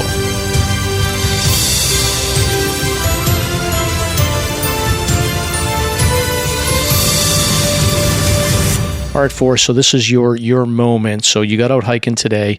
Why don't you just quickly introduce yourself to the listeners and then talk a little bit about kind of your early life and connection to hiking or other interests that you have, and then we want to get into how you ended up becoming the owner of Mountain Wanderer, and then we'll probably have some additional questions for you. Okay, ready to do my best. Yeah, tell us your life story. Let's go. Did you bullet that out so you can? Yeah, I gotta have to keep up here. Yeah. I want to tell like a Ken Bossy joke. I just was re-listening to an old one there. So I was born at an early age, right? Yeah. Yeah, Rodney Dangerfield said that one once too, maybe. I grew up in Connecticut. Both my parents were from New York, the evil empire, but they were backpackers and they would come up here to the White Mountains and the Adirondacks all the time. Me and my sister in the 80s and the 90s, they would bring us up not backpacking, but camping. One of my oldest memories is looking up at the Old Man in the Mountain in Franconia Notch there. We drove up the auto road and we'd go camping and hiking, swimming, doing stuff like that. I was always playing outdoors when I was a kid. I lived in a pretty rural area in Connecticut. And at a certain point, I asked my parents for a guitar, and that kind of changed the course of my life for quite some time. I played in bands all through high school. I went to college for music. I ended up leaving college, but stayed in Boston for a very long time because I was working in music, and that was pretty cool. I got to work with some of my best friends in a band called the Indobox. You'll have to do that for a future Music Minute, Nick. All right, I can investigate. I'll send you some links. And Perfect. I got to tour the country with them. I booked and managed the band. We do about 100 shows a year, and that was pretty cool. We all had side jobs at home. We weren't making a whole living doing that, but it was about half of a living, and it was pretty fun. At a certain point, I got tired of living in the van and being on the road all the time, so I ended up finding some home gigs, so to speak, where I could do stage production at a venue in Boston and stay at home and live in my own house. So I did that for 15, almost 16 years at House of Blues, I think. 16, maybe almost 17. And to fast forward, I'd work at countless other events, festivals, other bands, DJs. It was my entire career and livelihood. During that time, I got away from hiking a little bit. I would go out on trips with friends or camping trips up to Acadia, occasionally the White Mountains or out in Western Mass. And I got to a point now I'm teeing up your next question here. I got to a point this past April where I was ready for a change.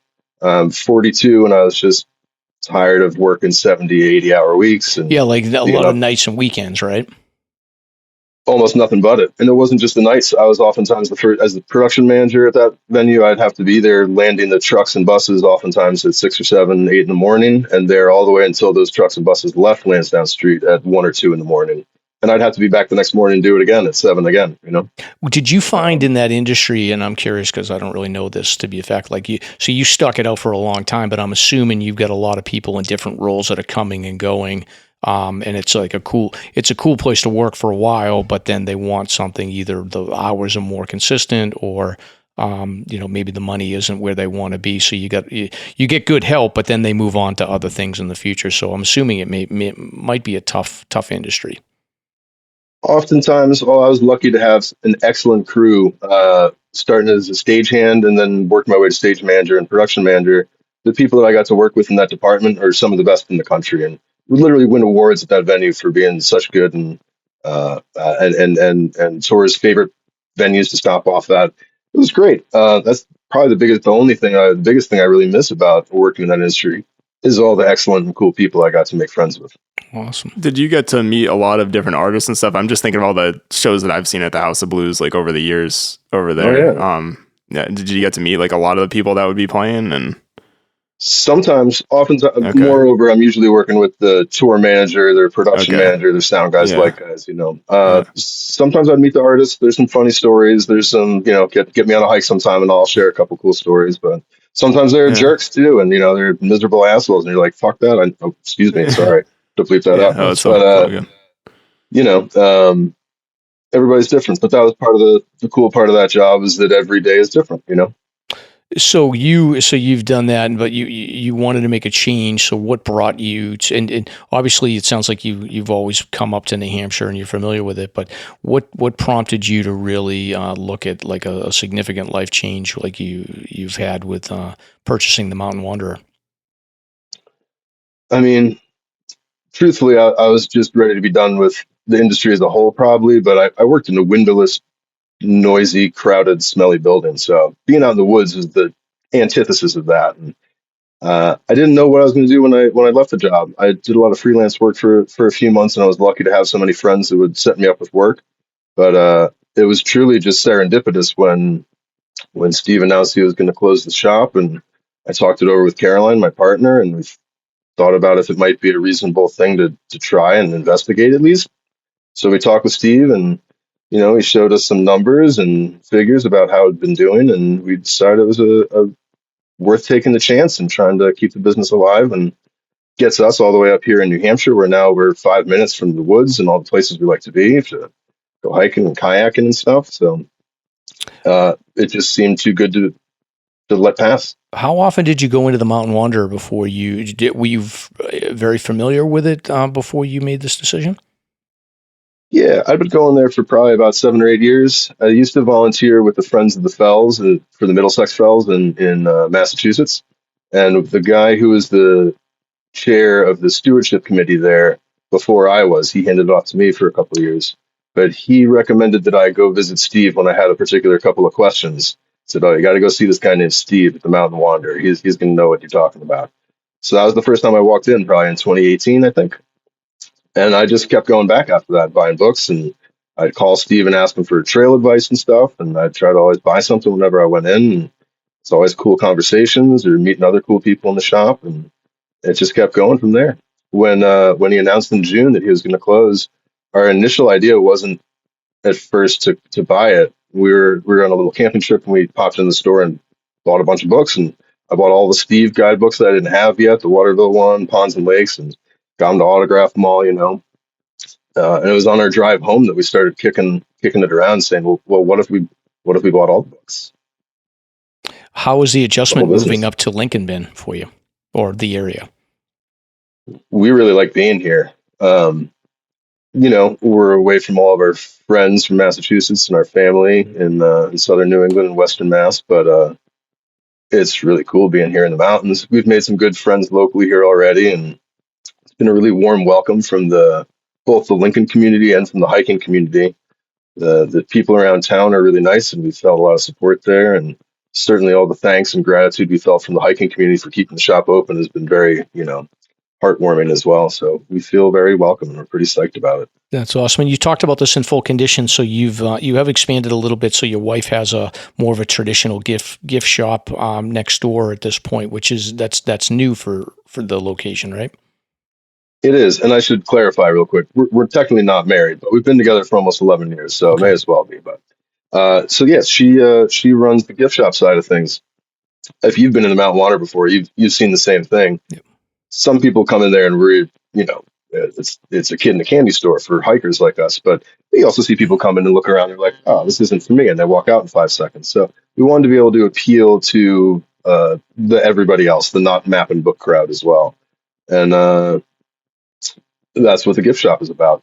It's got cool stuff. That's a lot of nature related things in there too, not exclusively, but it's not the typical souvenir shop with like a moose on a mug, It's a lot of handmade boutique stuff, a lot of local stuff from New Hampshire artisans and makers, and most of the rest of the stuff is from elsewhere around New England. Some of the things were kind of familiar already, like Steve would carry a couple of prints and posters, the hiking trails map that you can trace your trails you've hiked on from Sherpa Ann. But now we have a wider array of stuff from Sherpa Ann. Now we've got our stickers and more note cards and stuff. Naughty Pines makes the trail cairns that Steve had up on the top of the bookshelf in there. Now we still have those. We also carry sign replicas, and even they made some cute new ornament-sized sign replicas for us now for the holiday season too. Chris Whitten with White Mountains Images. Steve's always has postcards and note cards. Now we also have his calendars and puzzles and playing cards and stuff. It's pretty cool. That's awesome. And Nick, he's competing with you for your calendar business. Look out. I'm not worried. The market's pretty open, I think. Yeah, I know. I did want to touch on, I think we probably have said it in past episodes, or you and Stomp certainly have, Mike, but that whole culture, I mean, I'm guilty of, I wish I had stopped in the Mountain Wanderer more often. I kind of got into it more after my friend Mike Trokey he kind of just habitually would stop in and talk to Steve after hiking. So I kind of started to get into just going in there and I don't know, doing a book. And there's always some hiking character typically in there talking to Steve. And I mean character in a really good way. Usually these very, very experienced folks, kind of ask you where you've been. I always found it fascinating how you could show a picture of a slide to Steve and anywhere in the whites, and he can pretty much pick it out with a degree of accuracy and probably tell you when he was up there, even if it was in 1983 or sometime. They'll be like, oh yeah, I checked that out. But I kind of think it's number one, it's super cool that you're sort of continuing that culture of the Mountain Wanderer being open and kind of welcoming that side of the community and the hikers that like to go in there. And when I say too, it's there's hikers who just go up and hike, and then there's the hikers that I think a lot of us are where it's we can hike and be talking about hiking on trail the entire time while we're hiking, and we're very happy doing that. And not only that, but we can go to the Mountain Wanderer after and still keep talking about the hike we were just on and continue to talk about hiking and gear and everything hiking related and be pretty happy. And I always feel that's definitely the crowd that was in there, aside from the insane amount of knowledge that Steve has about the White Mountains and gear and hiking and everything else, and also just all the interesting stories and anecdotes that he kind of has. And then I was going to say, so I kind of lost my train of thought there. But one, it's super cool that you're continuing that. And two is definitely swing in the Mountain Wanderer in this next evolution of it with the gift shop and everything else. Sounds like you guys have some awesome stuff in there. I definitely would like to check it out next time I'm kind of in the area. It's just really cool, and glad that you guys were kind of able to take the reins and everything kind of worked out. You were looking for a change in life, and it was definitely kind of just happened, which is really neat. It's scary being a small business owner, but we're really thrilled to be here, and it's exciting to get to do this now.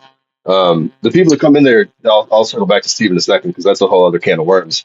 But yeah, it is cool. The people that come in there, it's really like you said, you think about hiking, you talk about hiking, you go on the hike, you talk about hiking after the hike, and then you buy a book and you go home and you read about hiking when you don't have anyone to talk with about, right? There you go. Yeah, that's the next phase. A little bit. I had someone who came in the shop a week ago. I wish I could remember his name right now, but he said, what do you have to feed my addiction today? I need another book, another story, another guidebook, another map, another mission, another list or something. Steve and you know what? I had a really cool pair of kids come in this week. It was actually Steve was in the shop, and I was glad when they did. The O'Brien brothers. Do you know about these kids, the backcountry skiers? No. Connor O'Brien must be in his young 20s. He's college right now in Colorado, I think. But he and his younger brother Colby, they're from Concord, New Hampshire, and they do some wild backcountry skiing. Not just Tuckerman's and the usual spots, but they came in and were talking with Steve about nearly every damn slide in the White Mountains and bushwhacking out to them and then skiing down them. Connor, the older one, has a YouTube channel. I think it's Connor O'Brien Skis, but if you look it up, it's pretty wild stuff. They're doing some really cool things. So you always get to meet really interesting people. And even at that, a teenager and 20-year-old coming in, talking shop with Steve, who's I won't say how old he is, but just much older than those young gentlemen are, and having so much in common and getting to talk about that is really exciting. It's really cool people coming in the shop. And Steve, of course, yeah, he's the coolest of all the people in the shop. He's just a really nice dude all around. It's encyclopedic knowledge and nearly a photographic memory, it seems sometimes. Like you said, any damn picture or any description of a spot, and he's like, "Oh yeah, I know exactly where that is." Da da da, blah blah blah. Do you feel pressure? Like, I mean, over the years, especially because of the podcast, like you pick things up, and for sure, like I have decent knowledge of slides and things like that. Like, do you feel the pressure? Like, oh man, I better be studying up on every nook and cranny in the White Mountains because people come in here and they want to talk detail. So I need to know my stuff. Well, certainly I've got more trails to walk and more to learn. We all should always want to learn more, right? But I won't ever even try to purport that I could know even 10% of what Steve knows. He's a really special guy there with but I can talk trails about places I've been, and I know enough about some stuff, and I don't know the things I don't know. I can go to the books and the maps, and if I really get stumped, I text Steve, right? Right. Now that you're living up closer, you can study up in person when you have a lot more time to get out there and explore. Yeah, and I'm reading books and maps while I'm in the shop. I'm listening to your guys' old podcasts. I'm rewinding back to the old days and trying to catch back up. And I try to absorb as much knowledge as I can. And from the people coming in the shop and talking, I try to pick up everything that I possibly can learn. That's awesome. Do you have like a particular interest in one area over another? Like, I know we talked about like old railroads in the past. We've talked about slides. We've talked about terrifying 25 list, 52 with the views. What are you currently focusing on in your own hiking, or what interest do you have right now? Well, given the nature of what we're doing out at the shop, I'm just trying to get myself out there to do as much as possible and learn more, visit the places I haven't been, and try to increase my acumen. But I guess I've just been like a little bit of everything for all these years. I do a little bit of backpacking, but mostly day hiking. I'm by myself probably half the time. Other times I'm hiking with Caroline or with other friends. A lot of the hiking, I'm about a third of the way or 2/3 of the way through all those lists you just mentioned, right? I think I'm around 30 something on the 48 list, and I got about 2/3 of the 52. I've got maybe 15 or so of the 25 list. But a lot of those places I've been to bunches of times just because I like seeing them in different seasons, or I think they're pretty and want to bring other people back to visit them. Oftentimes it's also centered around like activities, right? Like I like taking the ice skates out to a pond for a hike, or if we're going to take a dunk and have a swim at a waterfall that we want to do in the summertime. I went up South Moat this past summer with some friends, and I brought my kite because it was going to be a real nice day, and I know it's a nice clear summit. So it's like a lot of times it's about what I want to do that day, and less so about checking off a new spot that I haven't been to before. Yep. And then we like doing other activities too, right? Like we like taking the kayak out in the ponds and stuff like that. It's not always hiking, but we just like being outdoors and doing anything we can to get all these beautiful places. Yeah, you have to connect with Stomp and do a Pemi float. I mean, maybe you've done them before, but it's not a Pemi float until you do it with Stomp. He's the king of the Pemi floats. I'm with it. Yeah, I've done it once or twice with some friends and the services that are provided from those campgrounds or whatnot. But we've got our own tubes. I'm down to do it solo with Stomp. That sounds fun. Yeah, he's a good guy. So that's awesome. So, any plans for you to? I think I talked about this in full conditions, but like, will you create your own content in the future? Will you draw your own maps to sell, or anything creative in the store that you're gonna put together for? Or maybe you've already done that, but any plans for you to have your own Forrest Chess content or anything that we can buy? I don't have any plans at the moment. We do actually have a little bit of my photography. Nick, I know you're a photographer too, right? You sell some of your stuff at Bristol Peaks. Indeed. We actually just sold something from Christy from Bristol Peaks this past week in the shop. We've got some of her art on our walls. But I've got a few of my photographs for sale in the shop. Beyond that, I don't have any plans to do anything major at the moment. I'm by no means an expert at this stage as compared to someone like Steve, If I find that there's something to write about at some point, maybe I will. But right now I'm just trying to learn everything I can and get more enmeshed in the community and on these trails and walking more miles. Nice. We could do something music and mountains theme. That's your brand. I get it. I could be all right. I did. I helped the guys over at Base Camp spec out their new stage. They have a little stage in there, so I got a couple of my friends' bands come play there. Okay. This winter, that'll be cool. That'll be awesome. And then when people do come into the store, you're ready to talk hiking. So like you get a lot of people that don't, like Nick's a little bit, he finally met his people, but before then no one really wanted to talk to Nick. So he would just go in and bother Steve. So if you got guys like Nick who are looking for friends, Forrest will be your friend if you go into the store, and you'll still talk to people if they don't buy stuff, right? Of course. Just not I'm happy to talk to anyone. Yeah. So put the timer on and say, look, you got 5 more minutes or you got to buy a book. Well, I'm always happy to give advice to people. You get, in the summertime, there's a lot of, I saw it this fall, there's, people that are new and they're just looking for other ideas. It's not even hikers. Sometimes there's just tourists that want to know, and I tell them to go drive down the Kank because there's a lot to see along that, Right. But I'm learning more all the time, and hopefully I can speak on the same level as all the other, hardcore hikers that are out here in this community soon. Yeah, you got my wheel spinning when you told me, Nick, when he said he's like 2/3 of the way through the 4,000 footers, the 52 with the views, and I was like, he's got to do like he's got. How do I line them up like you? Yes, you got to line them up somehow. So I could see his wheels were turning already. He's like, I can plan them in the most efficient way that you could possibly do them for you. Give me the Excel spreadsheet first, and I'll map it out for you. Oh, we'll have to figure that out. Yeah, that sounds fun. Yeah, because you finished on Cannon doing that, right? High Cannon Trail to qualify T25. No, it was so the High Cannon Trail I think is an elective, but I did Pemi was the 52 with a view. Then I did the bike trail over to the Flume Slide, and that was the terrifying 25, and then down across. Yep. I did go up High Cannon, but I think that's an elective, and then finished on Cannon. So that's how I was able to string it together. But originally I was going to drive to different places. I didn't realize I could do it all in one hike until I looked at the map. But we'll do some research for you. That's a big day. Yeah, that was a long day. Those days are over, Forrest. I'm an old man now, so. I go slow. It's no big miles for me either. Awesome. All right. Well, so the Mountain Wanderer in Lincoln, New Hampshire. We'll link to the website so people can check it out, and you can buy stuff through the website still, right? Oh, absolutely. Almost all of the book and map, all the new book and map inventory is on the website, and we're slowly starting to add more and more stuff from the gift shop as well. Okay. Awesome. And then anything else that we need to plug for you? I don't think so. No. I was going to shout out, and I mean, I plug this when I used to be on social media more, but so, I mean, we live in an era where there's all trails and there's a lot of these apps that kind of do things.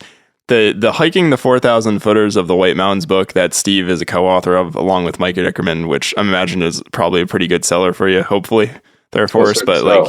But I mean, that is, if you're hiking the 48 in New Hampshire, that is the book. It's going to kick the pants off of anything else you can find as far as a resource. Historically, I mean, me and Mike have been utilizing it for doing some of the So You Wantas when we're looking for interesting stuff about some of the mountains. It is the ultimate kind of in winter hiking guide. I think there's no comprehensive guide that exists that even touches, frankly, what Steve and Mike have put together over the years. And do yourself a favor, and if you don't have it, go and visit Forrest and pick up a copy of it. You shouldn't be hiking the 48 without it, if you have any sort of appreciation for the mountains and the history and sort of the tradition of it. It's an amazing book, and I've got signed copies from the guys as well. It covers everything, the winter, all the different approaches, the history of the mountain, the geology of the mountain, the nomenclature of all the, not just the trails or the mountain's name, but any rivers or ravines, all the things that are named in the area. It's a pretty deep dive. The third edition is what's out presently, and it's over 100 pages thicker than the second edition was. There's a lot to unearth in there. Yeah, and I'd say Ken McCrae, I think he's on his third edition of the 52 with a View book, and I think he's along the same lines as Steve and Mike. Like his book is fantastic. Like I reference that thing all the time. Same here. I still have my personal copy is the second edition that I got years ago, but I've read through the couple new ones he's added for the third edition in the shop. And Ken and Steve have been working together. They did the current edition of the mountain guide. Listen to me. Of the AMC Mountain. Oh my God, White Mountain Guide. I got it. Thank you guys. To say Mountain Wanderer, he can't help himself. White Mountain Guide. The 31st edition is what's out right now, and Steve and Ken did that one together, and they're working together on the 32nd one now as well. Yeah, and those. I mean, the amount of work that goes into those is just crazy. It's insane. So if you can get an autograph version, then it's worth it. 100%. Cool. Awesome. Well, Forrest, you're official friend of the show. You might even get inside the text group where we plan hikes, and you can go hike with Dave Shits in the woods. It's an experience you'll never forget. I can't wait. Sounds fun. Awesome. So anything else, Nick, before we'll do notable hikes and then search and rescue news? No, I think that's it. Go visit Forrest, keep the tradition alive, and thanks Forrest again for taking over as owner of Mountain Wanderer. Awesome. Thank you guys.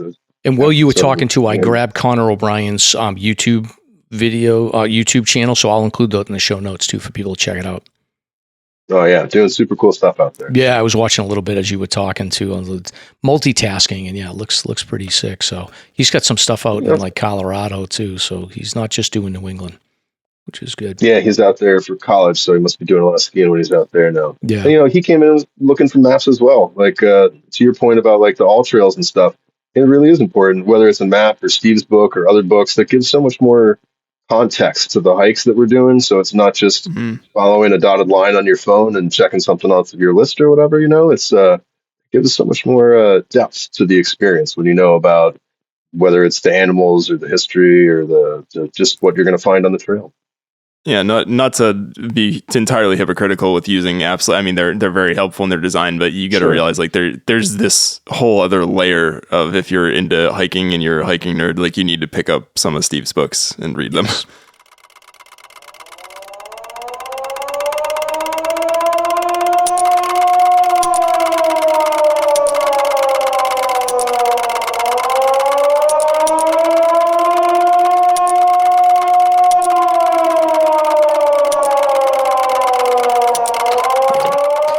So, Nick, we're gonna skip notable hikers. We'll push that to the next episode.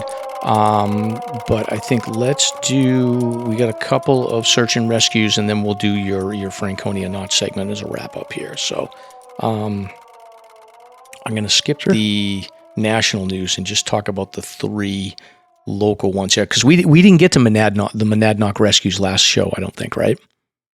No. I'm pretty sure. So what's funny is you're catching me as I'm mixing the other episode. I'm about 99% sure that we didn't get to that. I think we just were all up in logging road and abandoned logging town territory that the listeners haven't heard yet because it hasn't come out yet. But yeah, I think we're good to put them on. Okay, perfect. So the first one here is in Forrest. Let us know if any of these people happen to come into your store on the way to hiking. That would be interesting. Never believe what happened to me today. Right.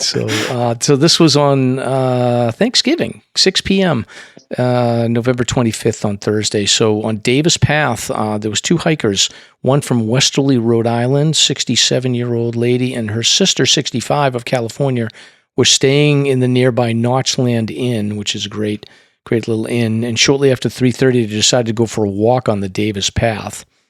That's an interesting choice. They'd been hiking for about 10 minutes when one of the sisters, the older sister, decided to turn back, and then the younger sister, so the 67 and 65, decided to continue hiking up the trail for a short distance before also turning around. I'm trying to remember the Notchland Inn. Is that right across the street from Davis Path? Just about, yeah. Yeah, it's like kind of up on a hill a little bit, and then you walk across. So Exactly. yeah. So the younger sister continued hiking up the trail for a short distance and also turned around. I guess they got separated around 4:20. It gets dark out, and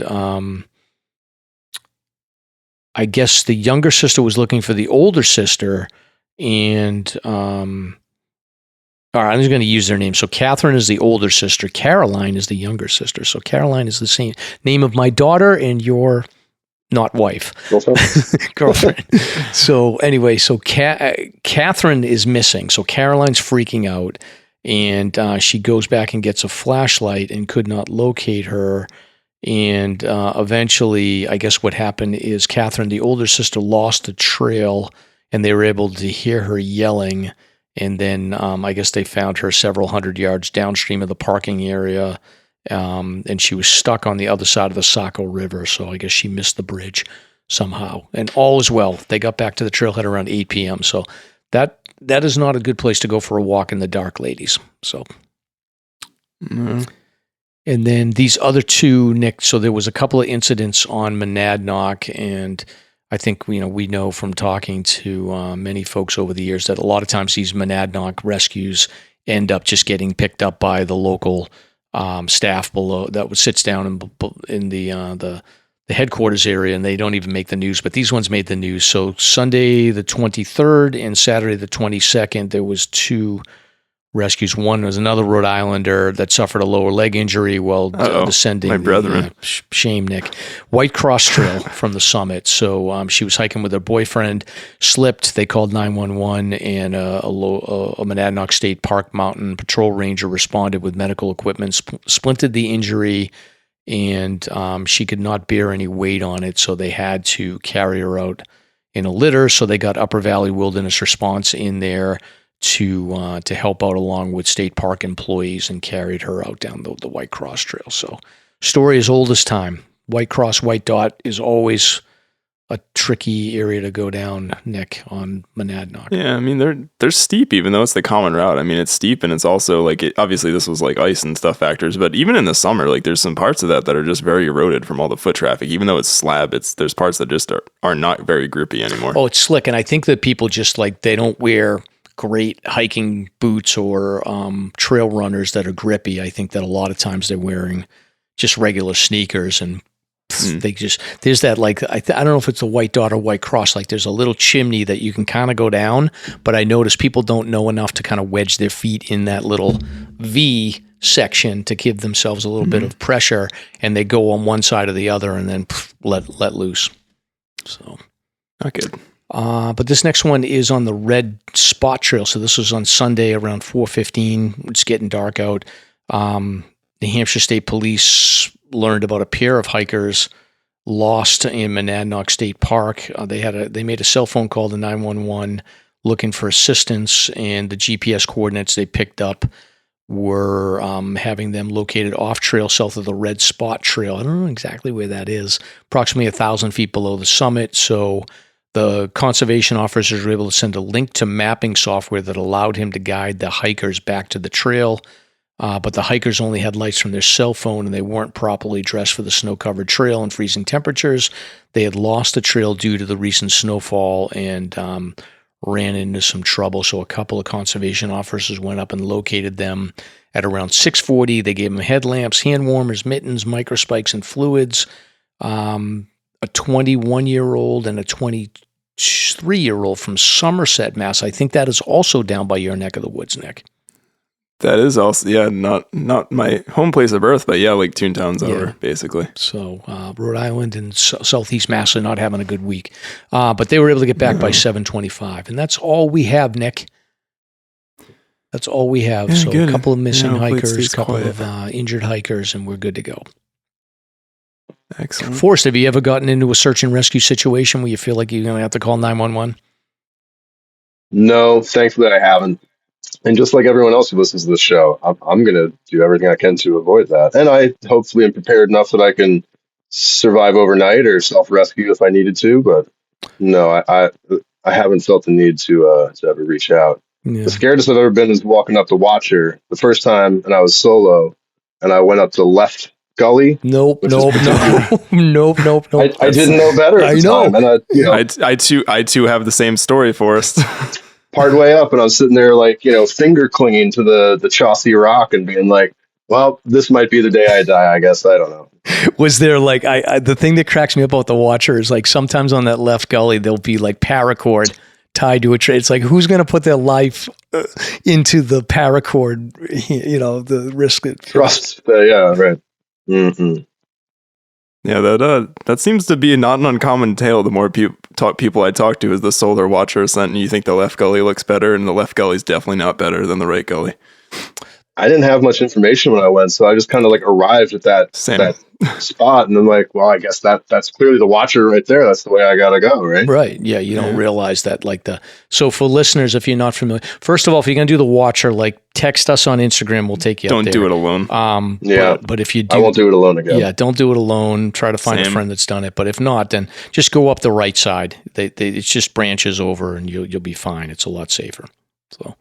But there's other sketchy parts in that hike. The last time I went up there, I had gotten that talus slope when you're just below the eaglet, and I put my foot on one rock and it moved. I put my other foot on a rock and it moved. I grabbed a rock with my hand and that one moved. And I said, "Never mind, I'm done. That's it for me today. Today's not messing with this. Yeah, right. Come back another time." Yeah, it's unsettling enough when one rock moves. When you get you did the right thing by getting 3 anchors down, but your anchors moved. So that's when all 3 move. Yeah.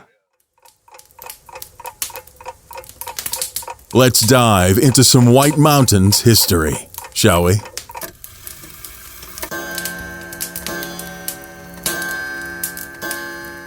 All right. Well, we're going to wrap up the show here. Nick is going to give us a history on the decision on how it came to be that there is a highway running through Franconia Notch. And Forrest, if whoever made this decision to put the highway in, if they didn't, the Lincoln would be like Livermore, New Hampshire. It would be a ghost town potentially. Totally.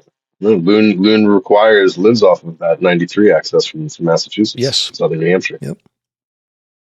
Yeah, so hopefully I can do a history segment justice. This is, I think, the first one that I've come up with from scratch. Supposedly, like you said, Mike, you guys might have touched on this way back. I think it might have been with some of the Grand Hotel stuff, maybe some of the construction of this come up. But yeah, I've heard frequently too, like things like, 93 is the only section of interstate that's 2 lanes in the country, which actually is turned out to be true.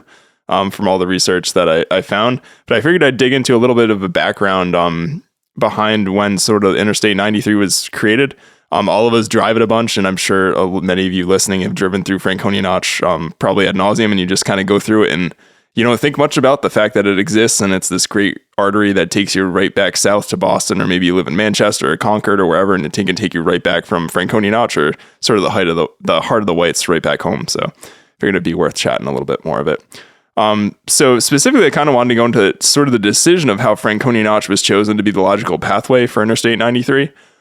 So background, you got the Eisenhower administration, sort of the highway administration is formed, and they're sort of creating this interstate system to accommodate the increasing amount of automobiles and sort of trying to connect the country. So that's sort of the high level idea behind why the interstates were created themselves.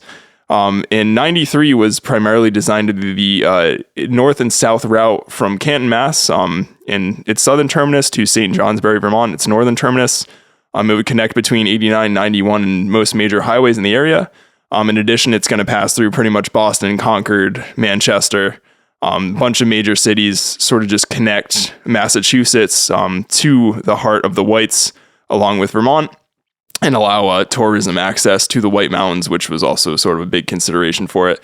And here I kind of just came up with some just notes on sort of the decision itself, but I did want to mention it. If you do want to really dive into this, there's a lot of political arguments. Like I was finding newspaper articles from the 70s where they're like, oh, it's been decided the highway is just going to end in North Woodstock, and then we're going to go back to a route, and then it'll turn back to the highway before Vermont. And like, it's kind of funny of like, you see this, like, people kept fighting it happening, and it just kind of, it was going to happen. Like it kind of was an inevitability. A lot of the business owners in the area, like you were mentioning, Forrest, wanted the highway so that people from Mass could get up there, or even if Vermont, certain areas wanted to drive over to the Whites, wanted it. But there were also a lot of conservationists, especially, who did not want to see a highway running through the Notch or running through the heart of the Whites. And we also, we talked about this even in one of the So You Wannas, but Kinsman Notch was actually heavily considered as an alternative to Franconia Notch at the time for where this interstate would go through and eventually connect to St. Johnsbury, Vermont. So Franconia Notch ultimately was chosen for I-93 over Kinsman Notch because it already followed the established north-south corridor, Route 3, and again, providing direct access to the White Mountains. Kinsman Notch would pass a bit further west, and also wouldn't kind of really go into the heart of the Whites as much. It wouldn't allow as easy access to some of those northern areas when you get up to Bethlehem and sort of Gorham and Berlin and those other bigger towns. And primarily at the time, like the Old Man of the Mountain, it's kind of goes without saying. I think most people know it's still a New Hampshire state symbol. It is kind of the ultimate New Hampshireite sort of thing when people think of New Hampshire. So putting a highway through Franconia Notch was a big selling point of that, is that we're going to put our interstate is going to go right below the Old Man of the Mountain in this beautiful place. So that was a huge reason why people wanted that to happen. Yeah, and I think too, Nick, just like looking at the layout of the water and the streams and the rivers too. The nice thing I think about Franconia is that like basically the water just goes straight through it, so you could build the highway kind of next to it, not to have as many bridges. I feel like if you went on the other side of the Kinsmans, you've got a bunch of different rivers and streams and lakes that you've got a bridge over. So it feels like it would be more complicated. I mean, I'm not a civil engineer, but it definitely looks more complex on that side. No, that's a fair assessment, Mike. I mean, they mentioned that again, there was already an established road there, and there was a path through the Notch. Like, this had been used before even it was paved, to my knowledge, way back when. And Kinsman Notch was much steeper to get up to, and it was definitely more remote terrain. It'd be a little bit harder to get construction materials and things like that out to Kinsman Notch as opposed to Franconia Notch. So that was one of the big deciding factors. So with that being said, once they decided that Franconia Notch was going to happen, the plans for a full 4-lane interstate through the park met strong opposition from conservationists. Legal challenges under Section 4F of the NEPA. So what was really interesting, in long story short, about all this is that they actually ended up coming to a compromise that the newly created section of highway would be a 2-lane Franconia Notch State Parkway. Again, this is very unique because every interstate in the country is basically 2 lanes on either side. You have 93, the interstate running through Franconia Notch, also part of Route 3, is actually 2 lane. It's actually 2 lanes together. It's 1 lane going northbound, 1 lane going southbound. So when you drive through that, this is literally the only section of interstate that exists in the country. And this is also the only time that exception has ever been made in history by the Highway Administration, was made for the interstate going through Franconia Notch. So it's kind of a very interesting piece of highway. Again, like I said, a lot of us just drive through there and you're not really thinking about sort of the battle that went on behind the scenes for this to be constructed. But I found it really fascinating. Yeah, I'd like to do some digging on this because I suspect, the thing people don't realize, it's a little bit different now, but New Hampshire had traditionally like an outsized amount of political influence and power because of the presidential primary. So oftentimes they could, I guess, get concessions a little bit more because of the influence that those primaries had. So I don't know what year this was and whether the primary influence that New Hampshire had. I don't think that's been forever, but it's been a good part of the 19th century. So I wonder if they were able to influence some of that political power because of the primary. Yeah, very, very interesting. And you kind of mentioned time there, Mike, and I was kind of curious just pulling the timeline. I didn't realize like how new, I guess, in terms of, I mean, it was actually only completed after I was born even. So we have it kind of starting out in the 1970s. They kind of finished the final review and kind of came to that sort of 2-lane compromise about actually constructing it. 1981, they actually started preparing to build the interstate at exit 34A in Cannon Mountain. That was sort of a staging ground for the materials and where it was going to start. 82 and 83, Bridges and retaining structures were built to minimize blasting in the notch. 1984, first completed segments of the parkway opened to local traffic while work continued northward. So 85 to 87, you have construction continues around Profile Lake, the Old Man viewing area, and the steepest constrained sections. The steepest part, I have to imagine, is probably almost where you descend down to Lafayette Place, and probably on the opposite side when you're kind of going by the Old Man and Profile Lake itself. So 88 northern portions, Nerica Lake and the basin are completed. Traffic actually begins using long continuous stretches of the parkway. Then 89 and 91, you have final alignment of grading. The scenic pullouts, parking access points, and landscaping is completed, at least the initial round of it. And then, 91 to 93, the actual final segments of the highway finally opened. So you're really only looking at a little over 30 years old since the parkway was actually completely done, at least in its initial phase. So pretty neat. Hopefully some other people found that interesting. I find stuff like that interesting. Yeah, no, you always think about what could have been, and the timeline is interesting too. That it feels like it's been there forever, but really hasn't. Yep, and again, that whole 2-lane compromise is something that really hasn't happened since it's only officially designated portion of U.S. interstate that has that in the country. So pretty unique. Excellent. So now you know when you're driving through Franconia Notch, Forrest, when you're driving through, holding on for dear life through the snow squalls, you'll have a little bit of history there on why there's only 2 lanes and 1 lane when you get right to the middle. Yeah. And if I'm not mistaken, this all is replaced the former Route 3 that ran through there prior to the interstate, right? Right. Yeah. Yep. Yeah, that was a big reason why they chose that, is because you had that established route. Yeah, there's it might even be, I think Mike Dickerman, I follow him on Facebook. He posts a lot of interesting pictures, but I've seen pictures of like people in like 1920s cars like driving through the notch, and there's like 3-4 feet of snow on either side, and it just looks, and like the type of tires obviously they were using back then was nothing compared to what we have now. And I'm like, you must have really had to have some guts and some purpose to be driving through the notch back in like the 40s or 50s during a snowstorm, or even shortly after. Like, you must really have wanted to get through it at that point, because it's an experience even in modern tires and snow. If you've ever driven through there with ice or snow or anything like that, it's something. Yeah, it's always an adventure driving through there now with all the modern technology, and now it's still dicey. So I can only imagine what it was like back then, Nick. Yeah, and of course you got people that'll do only like 30, and then you got the people. I'm sure Forrest will become one of the quote unquote locals that's flying through there 80 miles an hour at like 7:30 in the morning in a blizzard. Come on now. You guys get familiar with it, I'm sure.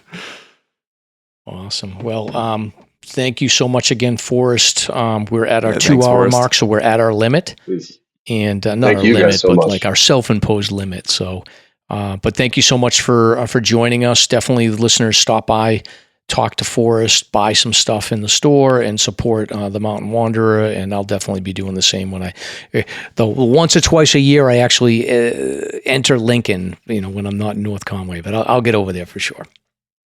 Yeah, man. I can't wait to see everybody in the shop. Awesome. Thank you. Thanks, everyone. All right.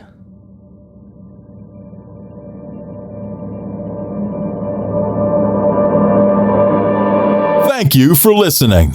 If you enjoyed the show, you can subscribe on Apple Podcasts, Spotify, Podbean, YouTube, or wherever you listen to podcasts.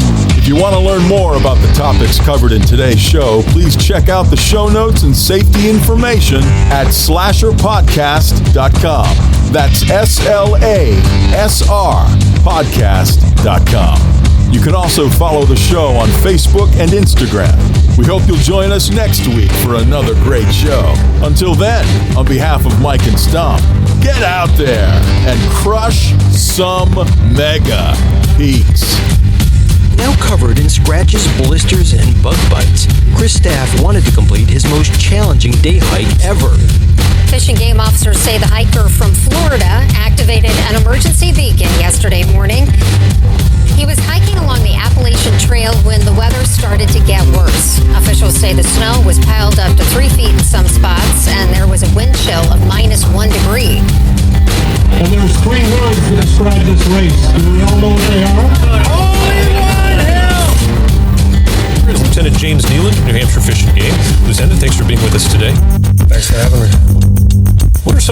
common mistakes you see people make when they're heading out on the trails to hike here in New Hampshire? It seems to me the most common is being unprepared. I think if they just simply visited hikesafe.com and got a list of the 10 essential items and had those in their packs, they probably would have no need to ever call us at all.